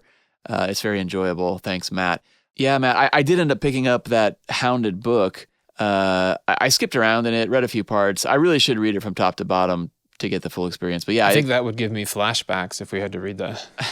Yeah, it's a fun little read, definitely for fans of Hound or, you know, fans of the canon. Or if anyone's wondering which ones to look for. Yeah, but even that, I mean, he didn't have much to say about the Jeremy Brett one, as I recall. It was just a really brief snippet, and I don't think he said anything nice, or it was just kind of, you know, a dismissive thing. But okay. I'd have to read it again. It's been a little while, but I was thinking it would be a fun idea, and we may not do this, but I thought it'd be fun if we on Patreon if we actually did review some of the old Hound movies and things, just because they are so different. Could be interesting. Well, I think down the road we could do that. And there's actually an invitation to do that in one of our emails, which let's see if we have time to get to. But as to Matt's article, it's a brilliant scholarly piece on toxicology and the substances used in the Hound, which I couldn't possibly do it justice if I try to encapsulate it. Matt's a scientist, but I wanted to let people know about it so they can track down the autumn 2024 issue of Baker Street Journal and check it out. I mean, I could tell you that one of his main conclusions is that it was indeed phosphorus that was used and not some other compound, as other people have kind of posited in the different annotated books. But despite the difficulties that scholars have put forth, that's what he believes, is that it was in fact phosphorus. So there's a lot more to it, and you could say a lot, but there's a lot in there. And one of the interesting things that jumped out to me, again, kind of going back to our theory of Doyleisms, was that phosphorus was used in kind of mysticism and seances and things like that, which we know Doyle really got caught up in. Yeah. So I wonder if he maybe saw something like that firsthand and just went, ooh, I'm having that. Could be. Honestly, it's been a while since I read the article, but I do remember there's a funny part in it where he says, and we'll never know because the dog actually died of lead poisoning. Yeah, of a bizarre kind of lead poisoning. Yeah. Yeah. Very well done, Matt. The next telegram is from Michael in Japan, and he writes, hello, I listened to your podcast on the Hound of the Baskervilles. You mentioned that to be true to Doyle, it needs to be a 3 to 4 hour movie. May I suggest that you guys actually make that movie? Since you guys have experience of movie making and excellent insight into how to make a Holmes movie, not to mention your fan base, I'm sure both of you could get the capital and artistic license to make the best Hound of Baskervilles movie ever. In addition, with BrettCon coming up in a few months, this is an older email, as you can tell, you can debut this idea with your fans and movie executives in the audience to bankroll you. I know whatever Hound you guys make, it would be a global hit. Wishing you the best, Michael in Tokyo. Well, thanks, Michael. We got one viewer at least. That's one ticket sold. Yeah. See, my dream is to make a new canonical series. You know, like to me, that's like the ultimate goal is I mean, we all have different ideas about the best way to do it. I personally would want to stick with like the Michael Cox style, which is you start at the beginning and you do it all canonically. It's frankly like it's like a pet peeve. It's like, I don't like it when people just make Hound because it's like, okay, well, if you ever do another story and you want to start at the beginning, then what? You know what I mean? Like you're just jumbling the order, but. Well, this is the thing with adaptations though. It's, you kind of get one crack at it. And you know, we've discussed this before. We discussed this on Hound, which is, I think that's why people do Hound is because it's recognizable. It's the easy one, you know, it's the one that will bring people in, but it also sets the tone. So if you do it and it's wrong, you're done. In a sense, I feel like we live in a day and age now where it's like, oh, another Hound. You know what I mean? Like, I feel like not many people are going to go, oh God, I've seen a theatrical adaptation of A Study in Scarlet 1,000,000 times. I can't believe there's another one. Like, you know, a really good adaptation of the first story would be amazing. You know, if it would knock it out of the park, it would be, you know, a new way to launch it. But true. But conversely, if it was, as much as I love it, if it was the Redheaded League, that would be a bizarre choice for a movie. Yeah. But it would be great, but you know, there's a way to do it. You know, there's a way to do it. We've discussed this a lot, so we have. We're on the page with you. So, are you saying you do them in chronological order as opposed to published order? That's a whole other conversation, David. That's a whole other conversation. Sorry. Don't pull that thread, David. Jeez, I've overstepped the mark. We actually have an email coming up where someone asks us what order to read the stories. But I mean, I think it's one of those two, though. I think it's either chronological order or published order. But I think published order, frankly. I think that's just the way to do it. I mean, if you start with Musgrave Ritual or whatever, because it's when Holmes was in college, you know, then you're getting into weird territory because, you know, how do you tell that story? There's no Watson. You know what I mean? Like, it's the kind of thing that would be interesting. Yeah. You know, on paper, it's the way to do it. It's the interesting way to do it because the actors will then age properly. Right. But you know, you're kind of also asking a lot of the audience who maybe aren't Sherlock scholars, right, to stick with you. So right. I think you have to find that middle ground of like giving them enough of what's familiar.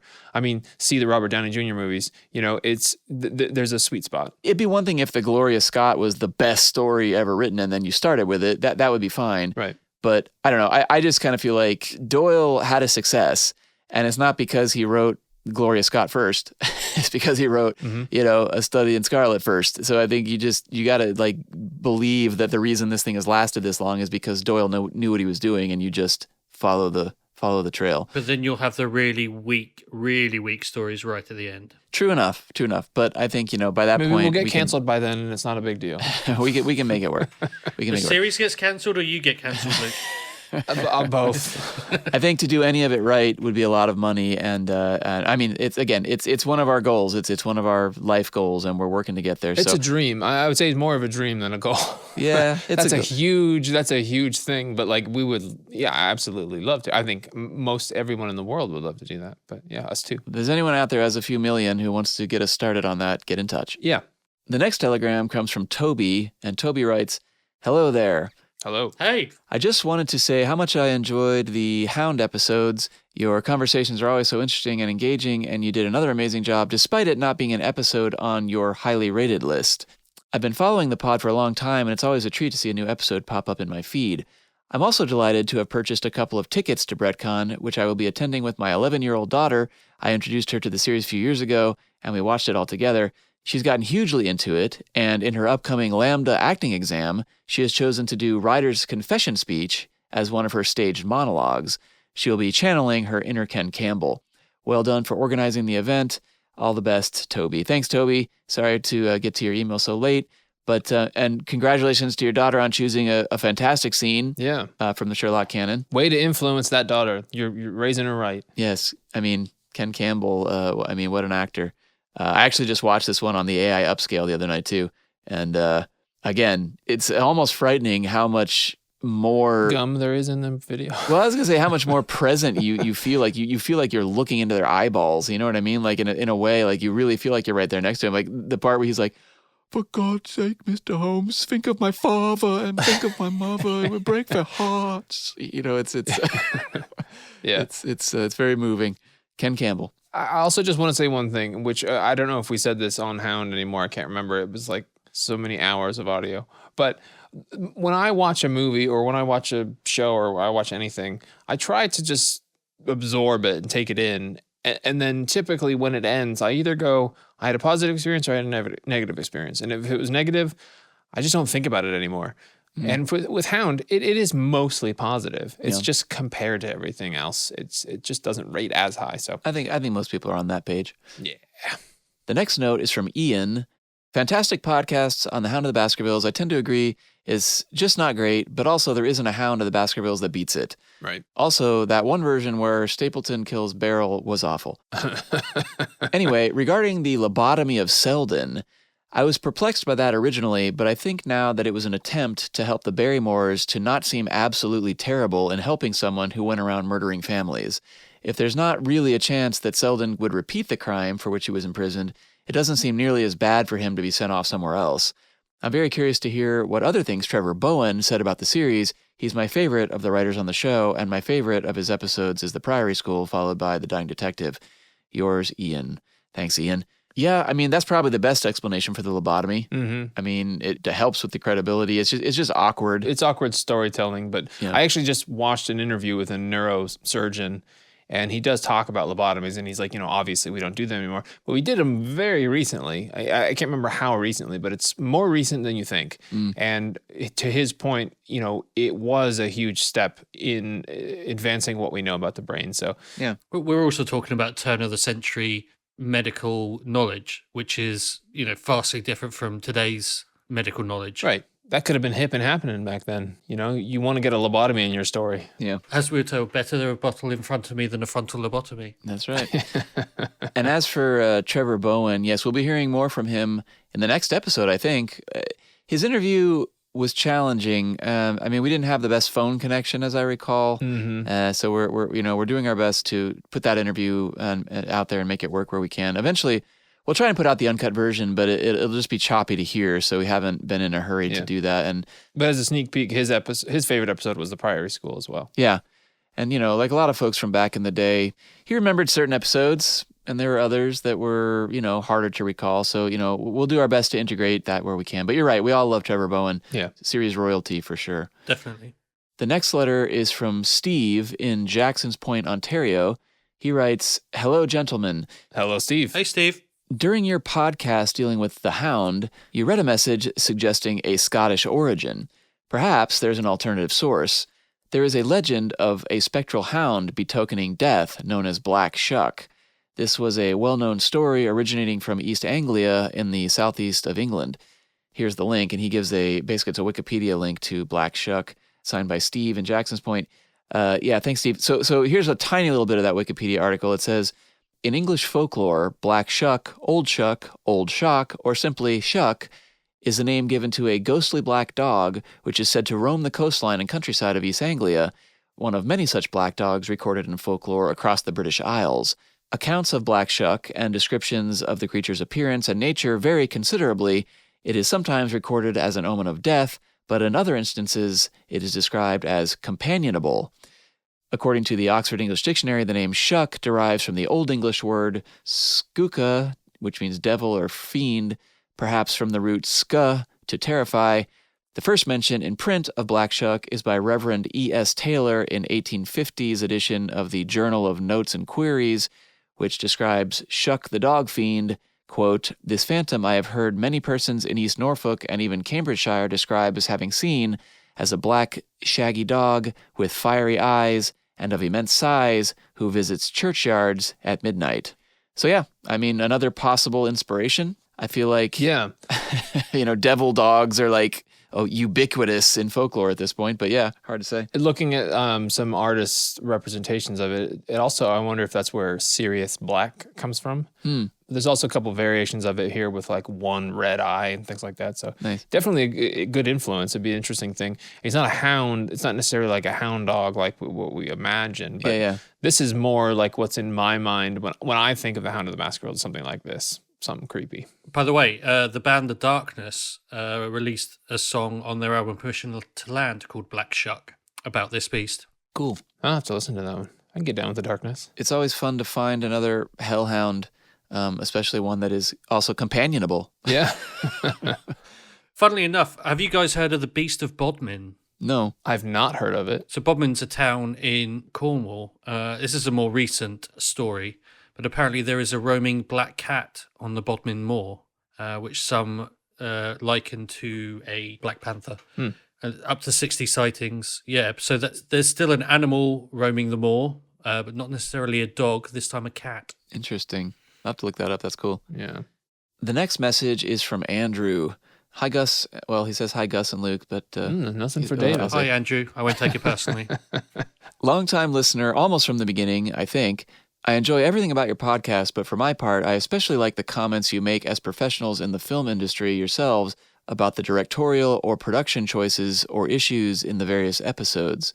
I know you're always interested in Jeremy Brett memorabilia, and Amazon Japan just helpfully suggested this to me in an email, a book specifically about Jeremy Brett as Sherlock Holmes.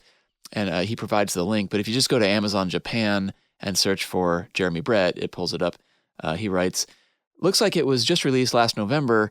Neither of you have mentioned being able to read Japanese, but it looks like the book includes some good on-set and off-set photos of Jeremy, and the quality of Japanese printing can be very good.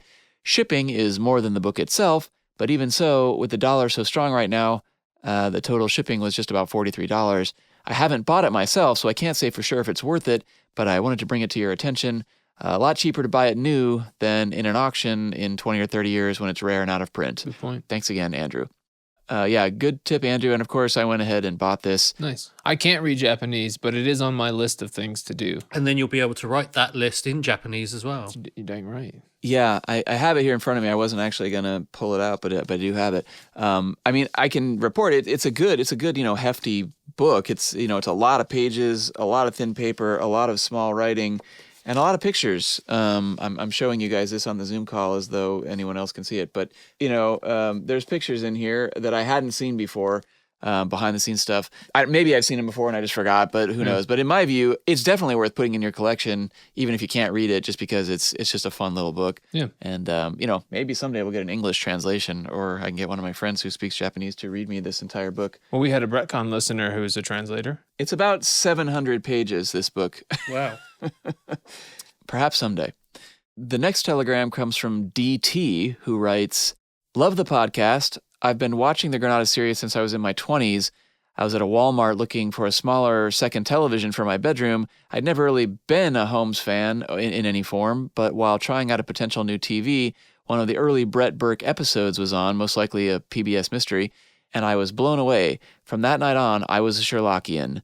I went out and bought Adventures and Return printed together in a nice hardback edition with Study in Scarlet and Hound, which bookended it for good measure. I even became a member of the Giant Rats of Sumatra, a Sherlock Holmes group in Memphis, when I lived there for many years. I'm trying to find a full-size Reichenbach Falls print or poster on eBay or somewhere to have it framed, not the one with Holmes and Moriarty tumbling into it, but the one like the Granada set has over the Holmes fireplace. If you know of any place where I could find a good one, please let me know, framed or unframed." Wait a minute. You've come to the right place. Yes. I think we do know someone who has that. Yeah, we offer those on our store, which you can link through our website, which is sherlockpodcast.com. And they have been out of stock for a while, so maybe that's why you couldn't find it. Probably. But we also have them up on eBay most of the time. So by the time we're done recording and editing this, we will have our posters back up for sale. So they should be out there. You can look for... Go to sherlockpodcast.com and click on the Relics Collection link. Yeah, that'll do it. DT has one other question, which he says, another trifle. I just ordered Bending the Willow hardback pressing from the Lulu website, as mentioned in your Wisteria Lodge podcast, where it's compared as physically a little different than the original version.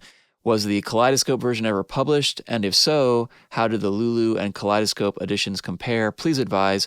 Most of all, please keep up the fantastic singular work, DT. Thanks, DT. Well, as to the Kaleidoscope Lulu editions of Bending the Willow, okay, so I don't think the book was ever released actually anywhere other than Lulu. If you go to Kaleidoscope's website, it just redirects you to Lulu now. I know I never got the copy I paid for from Kaleidoscope, so I can only... Nor did I. Yeah, none of us ever did. So I can only compare the Lulu print-on-demand copy to the original printing from Calabash Press.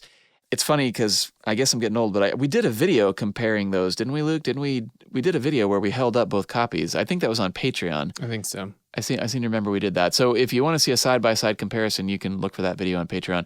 If not, I mean, it's a good book. The Lulu copy is fine. The cover's different and the text is different. The font's different. I mean, it's just 20 years of, it's just been handled differently, different typesets, different production. It's totally worth getting. If you're in the market, don't hesitate. It's a good book. Yeah. And there's also a little bonus introduction from David Shoot Davis on the reprint version from Kaleidoscope / Lulu. Exactly. Yeah, no, it's worth it. The next note is from Nellie. Nellie writes, "Hello, Gus, Luke, and David." Oy. Oh, hello. Hello, Nellie. You're already my favorite email so far. One of the things which prompted me to write this message was hearing from your other younger listeners in the Telegram section of your podcast. I wanted to express the joy that it brought me as I myself stumbled upon the Granada series and your podcast 3 years ago at the age of 15. I think that this just goes to show how special this adaptation is, since it continues to captivate new audiences even 40 years after its creation. I've been a Sherlock Holmes fan for quite a while and had been aware of the existence of this series, but it was only in 2021 that I finally got around to watching it, and thank goodness I did. I was immediately charmed by it. The stories, the acting, and the overall feel of the show gave me a heartwarming sense of nostalgia, although I allowed myself only a single episode a day, and I soon found myself at the final one. Thankfully, the void, which I felt afterwards, was soon filled by your podcast, a wonderfully entertaining and insightful companion to the series. I had hoped to attend BretCon, but unfortunately couldn't make it as it coincided with a trip to Switzerland with my family to see the Reichenbach Falls for my 18th birthday. Wow. I had a great time, and my weekend was still quite Sherlockian. Nonetheless, I wanted to mention how delightful it was to listen to the stories from the event and to hear about the overall atmosphere. The reunions of the cast and crew were especially touching for me. I hope you're proud of what you achieved because it truly sounded remarkable. The dedication and love which you pour into what you're doing really do shine through. Thank you for your hard work, and see you at a future BretCon, perhaps. Perhaps. Greetings from the Czech Republic, the part of the country also known as Bohemia, by the way. Signed, Nellie. Thanks, Nellie. Well, thank you, Nellie. That's very kind. And I'm sorry you didn't get to make it to BretCon, but you did make it to Reichenbach, which cool. is pretty darn cool. Yeah. We haven't been there. I kind of feel like if we do another BretCon, we should maybe, I don't know, have it at the Falls. Oh, that'd be all right. Yeah. Where's the leave button on Zoom? No. That's about the best reason for not coming to BretCon that we've had so far. That's true. Yeah. You get a pass on that one.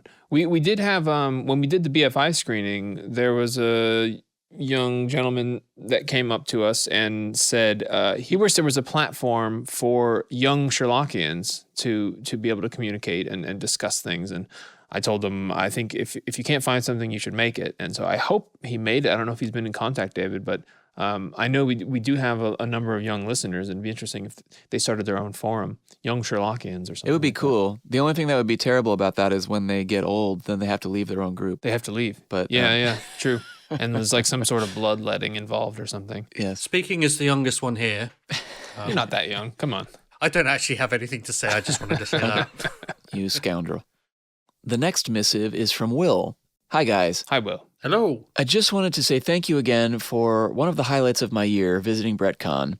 You put on a splendid show and made a lot of people very happy. It was a huge thrill meeting Gary Hopkins, who has long been a writing hero of mine for his sheer chutzpah in getting onto the show and then penning some awesome scripts.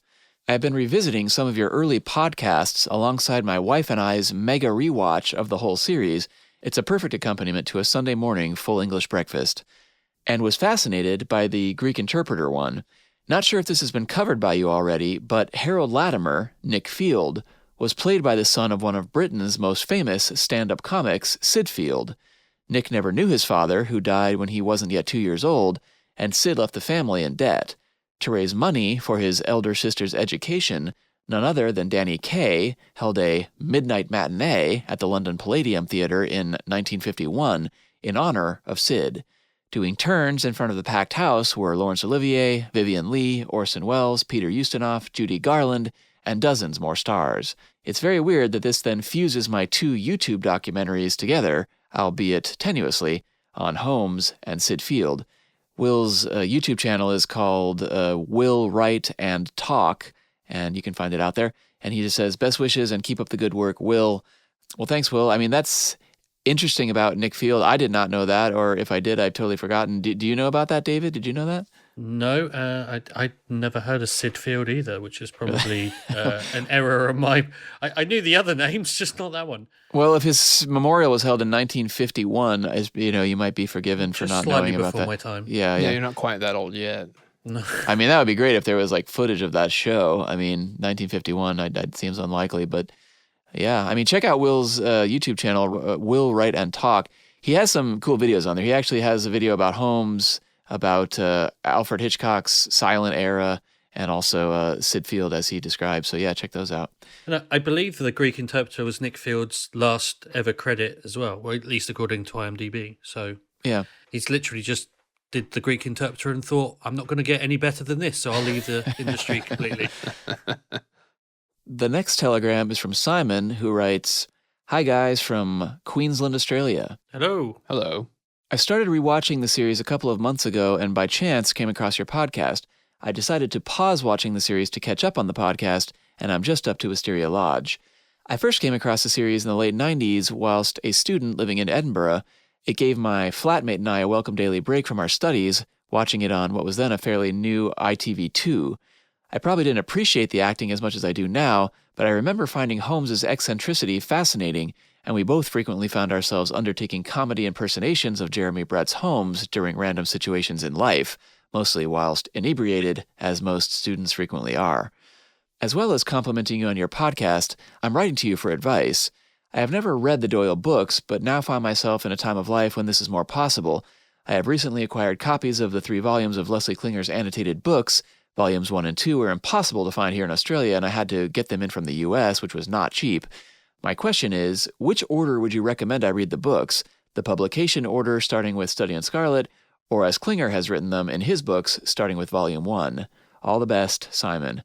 Well, thanks, Simon. We were touching on this earlier. I mean, as I said before, I don't think there's a right way, but I tend to say read them in the order in which they are written, because then you're having the classic experience that readers back in the day had when they trickled out. And I don't know. I mean, I say that, but then I had one of the most, I don't know if I've ever talked about this, but I've had one of the most enjoyable reading experiences of my life when I read all of Tolkien's Middle-earth stuff in chronological order, which, I mean, it might sound obvious, but it's like, there's this website out there where you can tell it which volumes of all the books you have, and you have to have like everything. You have to have like the complete history, you know, the giant, 10-volume set or whatever, and the Silmarillion, Unfinished Tales and all that. It tells you like, go to page 500 of this book, and then go to this book and go to page 10, and then go to this book and go to page whatever.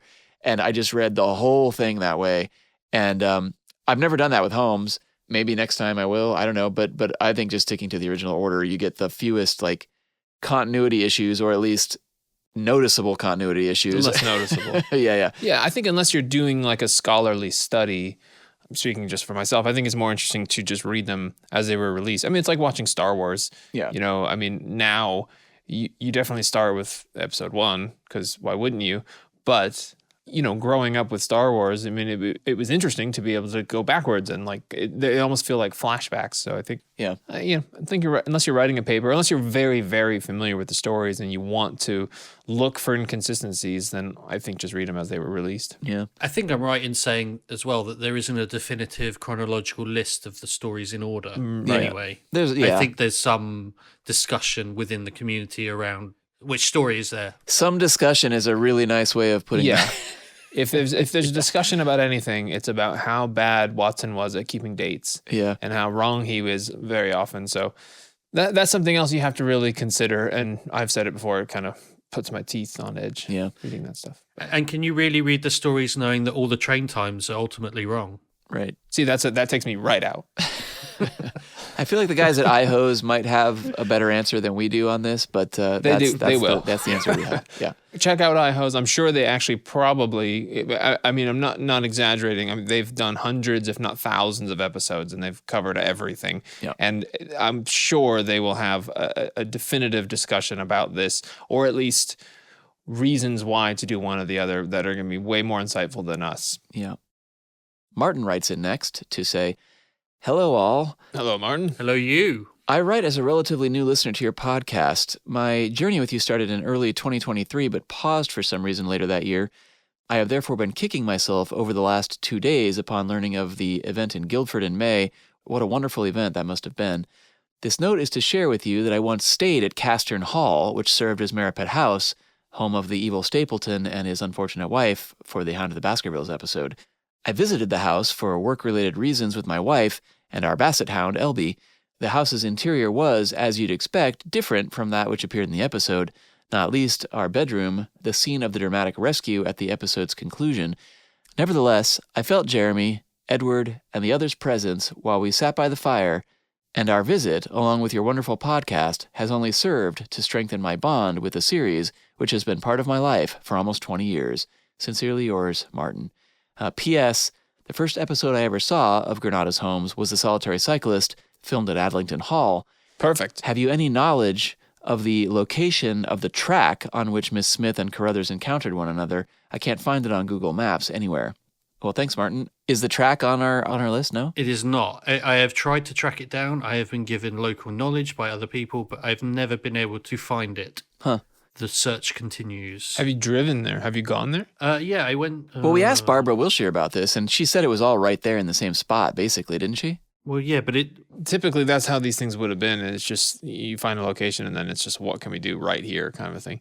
I mean, there is the wood on the one side of the street. I mean, unless it was mowed down, you think it'd be possible to find. It'll be recognizable. It's just finding the right location that it's at, really. Yeah. Once you see it, you'll know it's that, but it's just presuming that it still looks reasonably the same 40 years later. Well, right, exactly. I mean, that empty field could have been, trees could have grown since then. But the bridge and the left-hand turn with the train supposedly, wink, wink, going underneath it would also be an indication of where it is. But no, that's one of the few that we've yet to track down. We can dispatch the irregulars maybe to find that spot. Well, and Martin also, tells us that great story about Merripit House. I mean, do we know, can you stay in this house? Is it rentable? No, I think it's private, and I think he corresponded with us a little bit on our Facebook page recently. Okay, well, cool. Well, yeah, I mean, Martin was pretty lucky then, I guess, to be able to stay there, so that's amazing. The next note is from Rudy. This one's addressed to Gus and Luke. I'll go quiet. Thank you for doing such a thorough job researching this wonderful series and helping many of us remember the happy times we had watching the show during its original run. I have a strong memory of reading A Study in Scarlet, The Sign of Four, The Adventures of Sherlock Holmes in the summer of 1984. The series had already started to be broadcast in the UK, but I was in the US and had zero inkling of what Granada had produced. Imagine my utter amazement when I saw A Scandal in Bohemia by accident on PBS Mystery. I wasn't into the other shows PBS was normally broadcasting in this time slot, so I usually turned the dial past the PBS station, but thankfully I checked out what was on that night, an absolute revelation. I have a favor to ask. Can you verify when A Scandal in Bohemia first aired on PBS Mystery? I know Vincent Price was the host of the show at the time. I could have sworn that I saw the show in the fall of 94, but a cursory web search says it was March 14th of 85. For instance, here's a link to that. However, that webpage has the incorrect age for Jeremy at his death, so I was wondering if they also got the first air date wrong. I wish the box set had the Vincent Price and Diana Rigg intros and conclusions. Even though they aren't part of Granada's production, I think many of your middle-aged and older podcast audience remember those segments fondly. Thank you, Rudy. And P.S., I'm glad I didn't know about the Potter and Potter Sherlock auctions. I would have easily bid 3 times the winning bid for those 2 bus stop posters you snagged, but I'm sure they'd still be in the original shipping tube as I wouldn't have anywhere to mount something that big. Yeah. Who does? Yes. Well, thanks, Rudy. And I'm glad you didn't win it also. Why are you yet again bragging about something you have, Gus? You got to brag about something.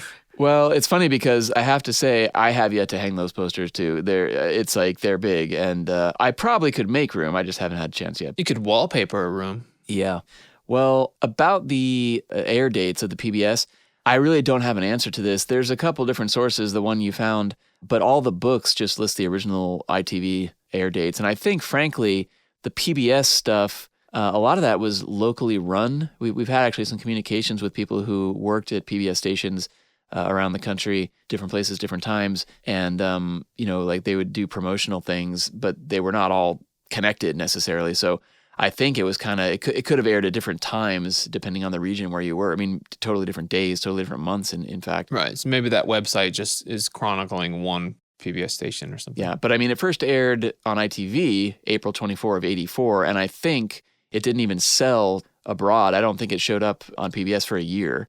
So I think it was sometime a year later. Again, I could be wrong about that.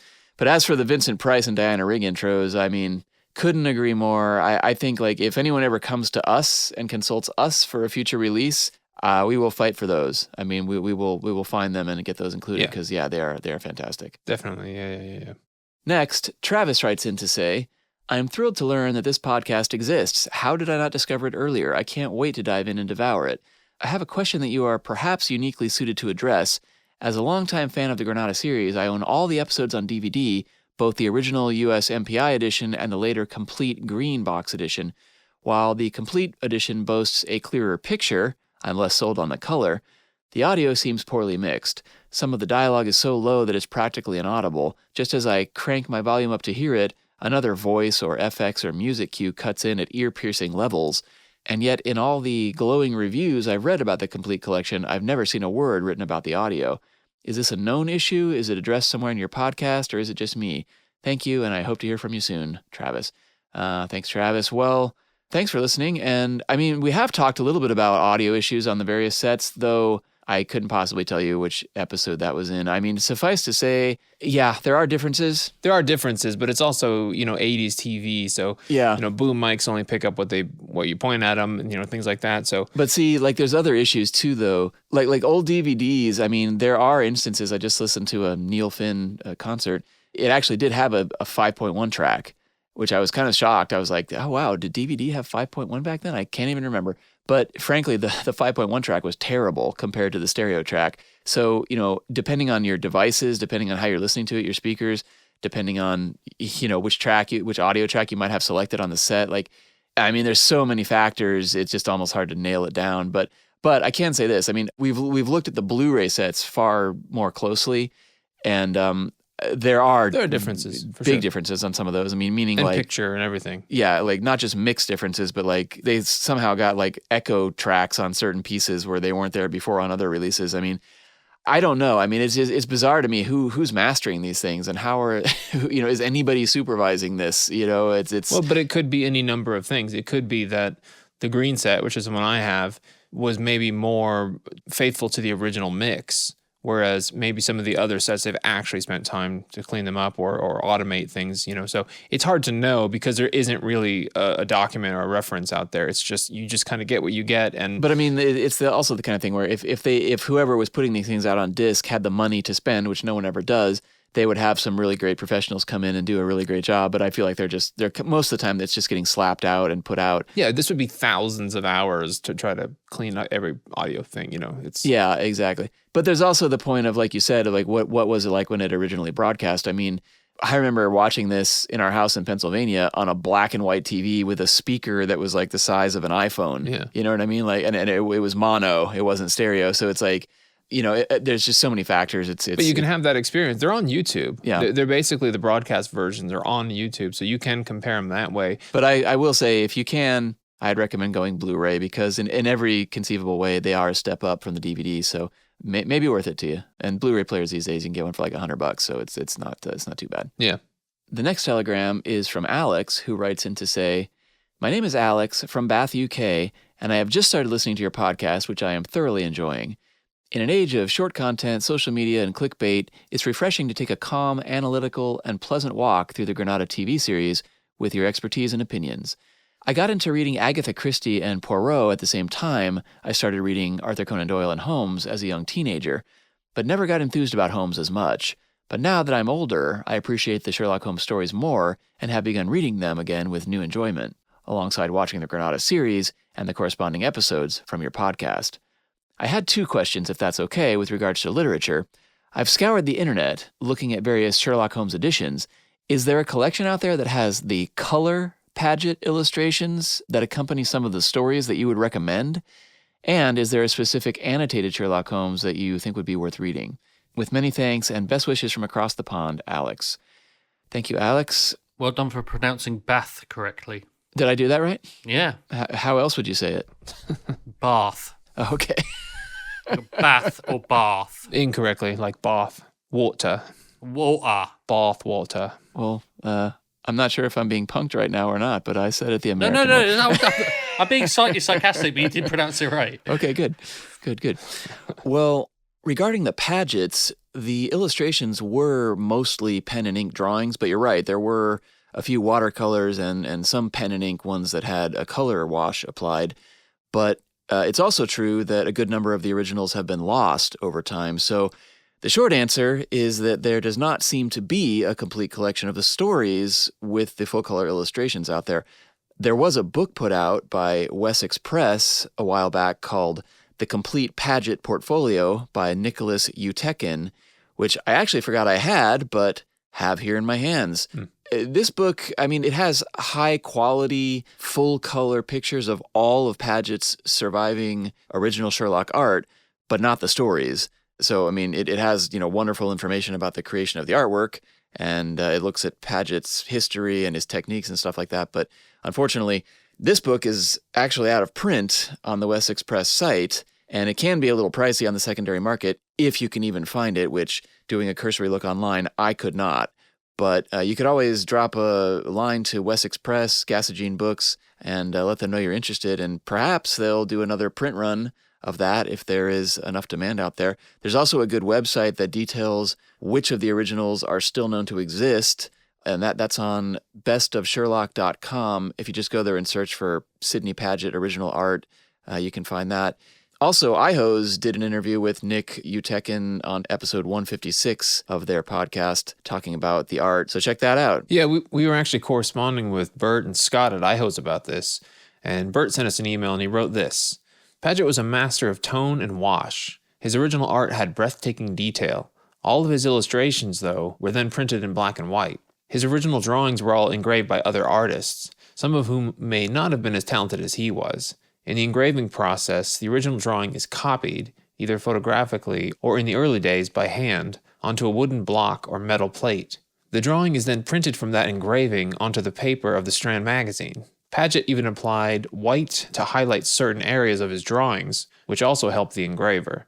For people who maybe can't conceptualize that, kind of imagine like a typewriter key, how there's a raised section, and that's what prints onto the page. If you've ever seen a lino cut, it's that same kind of thing where there's cuts into a piece of material, ink is applied, and then that's what's stamped on the page. Yeah. And that's typically why there is no color. But what he's saying there is that Paget was an amazing artist, but what you get in the Strand magazines may not necessarily be what he did exactly because it's being converted to a woodcut, essentially. It's kind of a facsimile of his work. Right, exactly. But regarding the annotated books, man, it's hard to say because I feel like most people have the Baring Gould, and that's a good one. The Klinger 3-volume set is the most recent, and it's very, very nice. I personally like the Oxford annotated edition. It's really just a matter... Your price point, probably? Well, there's that. I mean, the Oxford one, I looked at it recently, and I was like, wow, that was really expensive. I don't remember paying that much for it. But, I mean, it just kind of depends on what you want. It's like, the Oxford one is the most scholarly, in my view. It doesn't have a ton of the game stuff thrown in, which, if you're not familiar, it just means, like, members of the Sherlock community, they publish essays in various journals and things, and they attempt to link Sherlock Holmes to events in the real world, like Jack the Ripper. And, it's tempting and it's fun for the annotators to include those things, but the Oxford mostly just sticks to the facts, which I prefer. And so, like, that's the one I personally like the most. The Klinger one, and he has two versions. He has the most recent 3-volume version, but then he has his original, like, 10 or 12-volume version. And they're different, but they're the same. I mean, the easiest answer, I think, is the Klinger. They're really nice. They're fun to read. They're just so nice. There's so much artwork in there, so much great stuff. But if you want to go hardcore scholarly, I would say the Oxford, because frankly, the Oxford pulls almost everything from the Baring Gould. I mean, it's a lot of the same stuff. So, but the Baring Gould is great, and it's old, and it's nice. The Baring Gould's like an encyclopedia. It's a large book. It's a large 2-volume set. Yeah. And I mean, frankly, what it might come down to is like the price of shipping. But like, you can check, I think like abebooks.com probably has a big variety of these, or of course, eBay, but they're around. The Baring Gould's probably the easiest one to find. Yeah. I don't think you can go too wrong with it. It's just that you, like me, you might go, okay, it's a lot of the game. Yeah. The next message comes from George or Jorge, I think it's George. Sorry if I pronounced it wrong. They write, "Hi guys. Hello. Hello. You mentioned that the recordings of the music on the Patrick Gower's 1987 Sherlock Holmes collection were not the actual recordings made for the show, but later recordings. I've never noticed a difference, and I don't find any mention of that trivia in the liner notes to the original vinyl or my CD copy. Curious to know where you heard or read that. Thanks." Well, thanks. I think we knew right away that it was different. Due to the instrumentation, like there's pace differences. There's some things that are like in a different key. There's a number of factors, but we did have it confirmed later by the Gowers family and the audio publisher, John Yap. So yeah, we can confirm they're different, to be sure. And if you're not sure, on our Patreon, we'll be releasing the music panel from BretCon very soon, which will confirm that as well. Features all the Gowers family, the whole Gowers family, and John Yap as well. So they go through that stuff in detail. Yeah, it's great. Chris, also from our website, writes in to say, "I was just watching the Naval Treaty the other day and realized that the Rose speech seems to signify that Sherlock has basically already more or less solved the mystery mentally, so his attention and interest pretty much lapses. I can't remember if that's covered in your podcast or is incredibly obvious and I've just overlooked it, but it always felt like such a weird diversion for years until last week."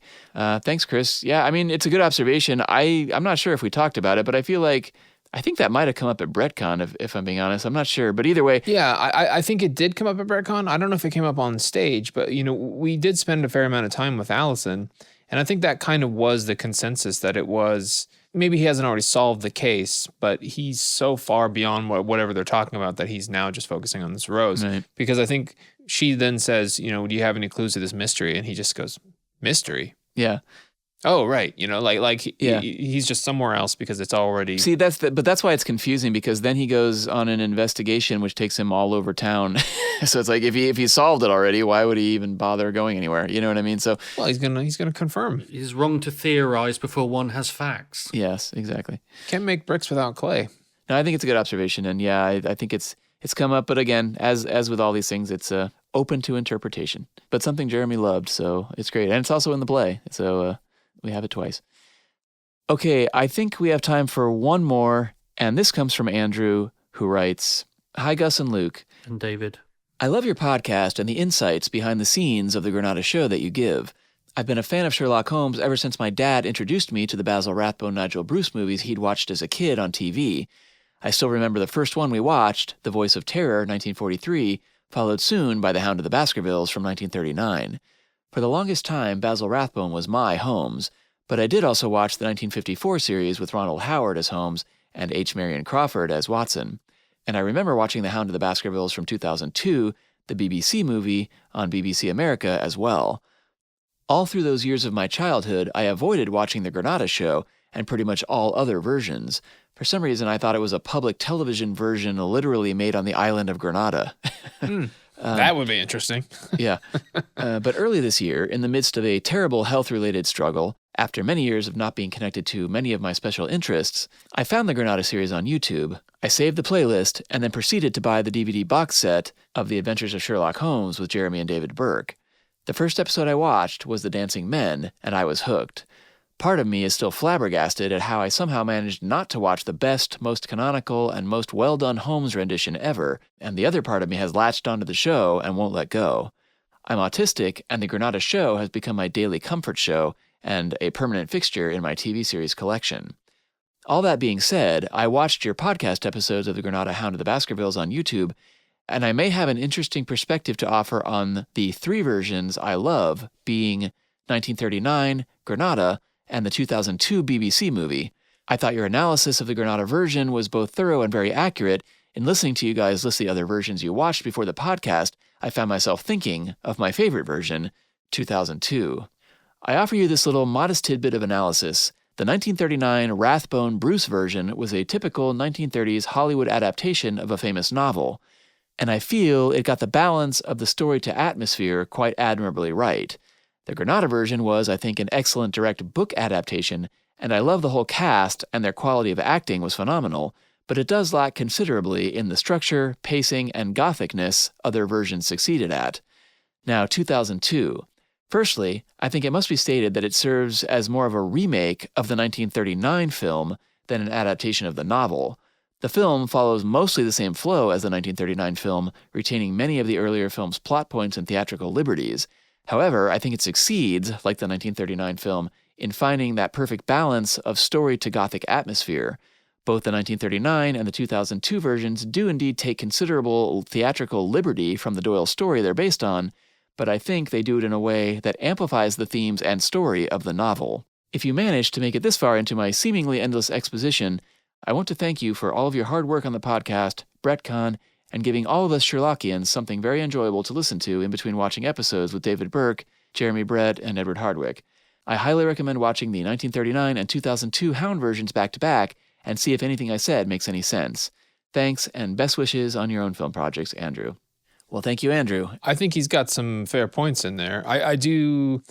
I did watch all these kind of back-to-back, but I don't think I watched those two specifically back-to-back. But I think I agree that there is maybe some common threads there. I mean, doesn't Beryl get, strangled in the 2002 version? That's a little bit of a deviation, but... After I read his email, I was like, I'm willing to take up that challenge. I just haven't had a chance to do it yet, so I feel bad reading the email and then not having an answer, but... Life is going to get a little easier shortly, and I really wouldn't mind. I mean, I like all of these versions, so I wouldn't mind watching them again. And so maybe we can revisit this when we get there. David, did you ever watch the 2002? I haven't seen the 2002 one since 2002. Okay. The 39 one I watched maybe within the last couple of years. Well, we can make it our homework assignment and talk about it down the road. I do think it'd be an interesting feature on Patreon. I mean, maybe not the podcast just because it's kind of deviating quite a bit. Yeah. But I did think just having watched, I don't know how many, I watched 8 or 10 or 12 of them, that there's always something good in each one. And it is just kind of what do you want out of each one. So I thought maybe we could kind of review these for Patreon, even if it's just 5-minute reviews. I thought it'd be kind of a fun feature. And then maybe we could put these two together at least, or review them one after the other so we can kind of come back to this email. We'll revisit it hopefully soon. I'll get working on the interview straight away. Yeah. If you can get Basil Rathbone, that would be great. Well, this has been fun. We're still pretty busy post-production on the movie, and apparently when it rains, it pours because we've got a few other projects that have now simmered to the top. But frankly, I can't wait till we can announce some of this stuff because I think our listeners are going to get a kick out of these new projects if they come to fruition. But we'll announce those when we can, and in the meantime, we got to get ready for Lady Frances. David, how are those interviews with John Madden and Cheryl Campbell coming along? Swimmingly. Excellent. As swimmingly as Lady Frances Carfax falling into the lake. Well, whatever comes next, I'm sure it's going to be both wonderful and strange, and that's a nod to David Lynch, who we sadly lost, but we'll catch up soon. We got Jack Claff to look forward to. We have a wonderful interview with Jack Claff. Yeah. And the late Michael Jaston as well. Yeah. Yes, that's true. And of course, Esther Dean and everyone else who worked on it. Trevor Bowen worked on that one, so it's going to be great. Thanks for sticking with us, everybody. Yeah. See you next time. Cheerio. Thanks, Luke. And a very special thanks to our producer, David Ewell, who worked tirelessly to facilitate the interviews included in this episode. And of course, a heartfelt thanks to Robert Dawes, Sophie Paul, Alyssa Swinglehurst, Gary Leach, Sally Tynan, Nigel Hess, John Leonard, David Furman, James Hogg, and all of the regulars and irregulars who were kind enough to speak with us about the secret of Sherlock Holmes. And if you appreciate this kind of content, please consider supporting it on Patreon for as little as a few dollars a month. You can find us at patreon.com/SherlockPodcast. And if you do decide to join us there, you'll find bonus features, extended interviews with cast and crew, audiobooks read by Edward Hardwick, as well as all of the full videos from our recent BrettCon panels, which are currently available there exclusively. Our patrons are truly the unsung heroes of this podcast, and we wouldn't be here at all without them. So, as always, thank you, friends. Our next episode will bring us back to the series proper with one of its finest entries, directed by Academy Award winner John Madden. I hope you will join us for the disappearance of Lady Frances Carfax. Until then.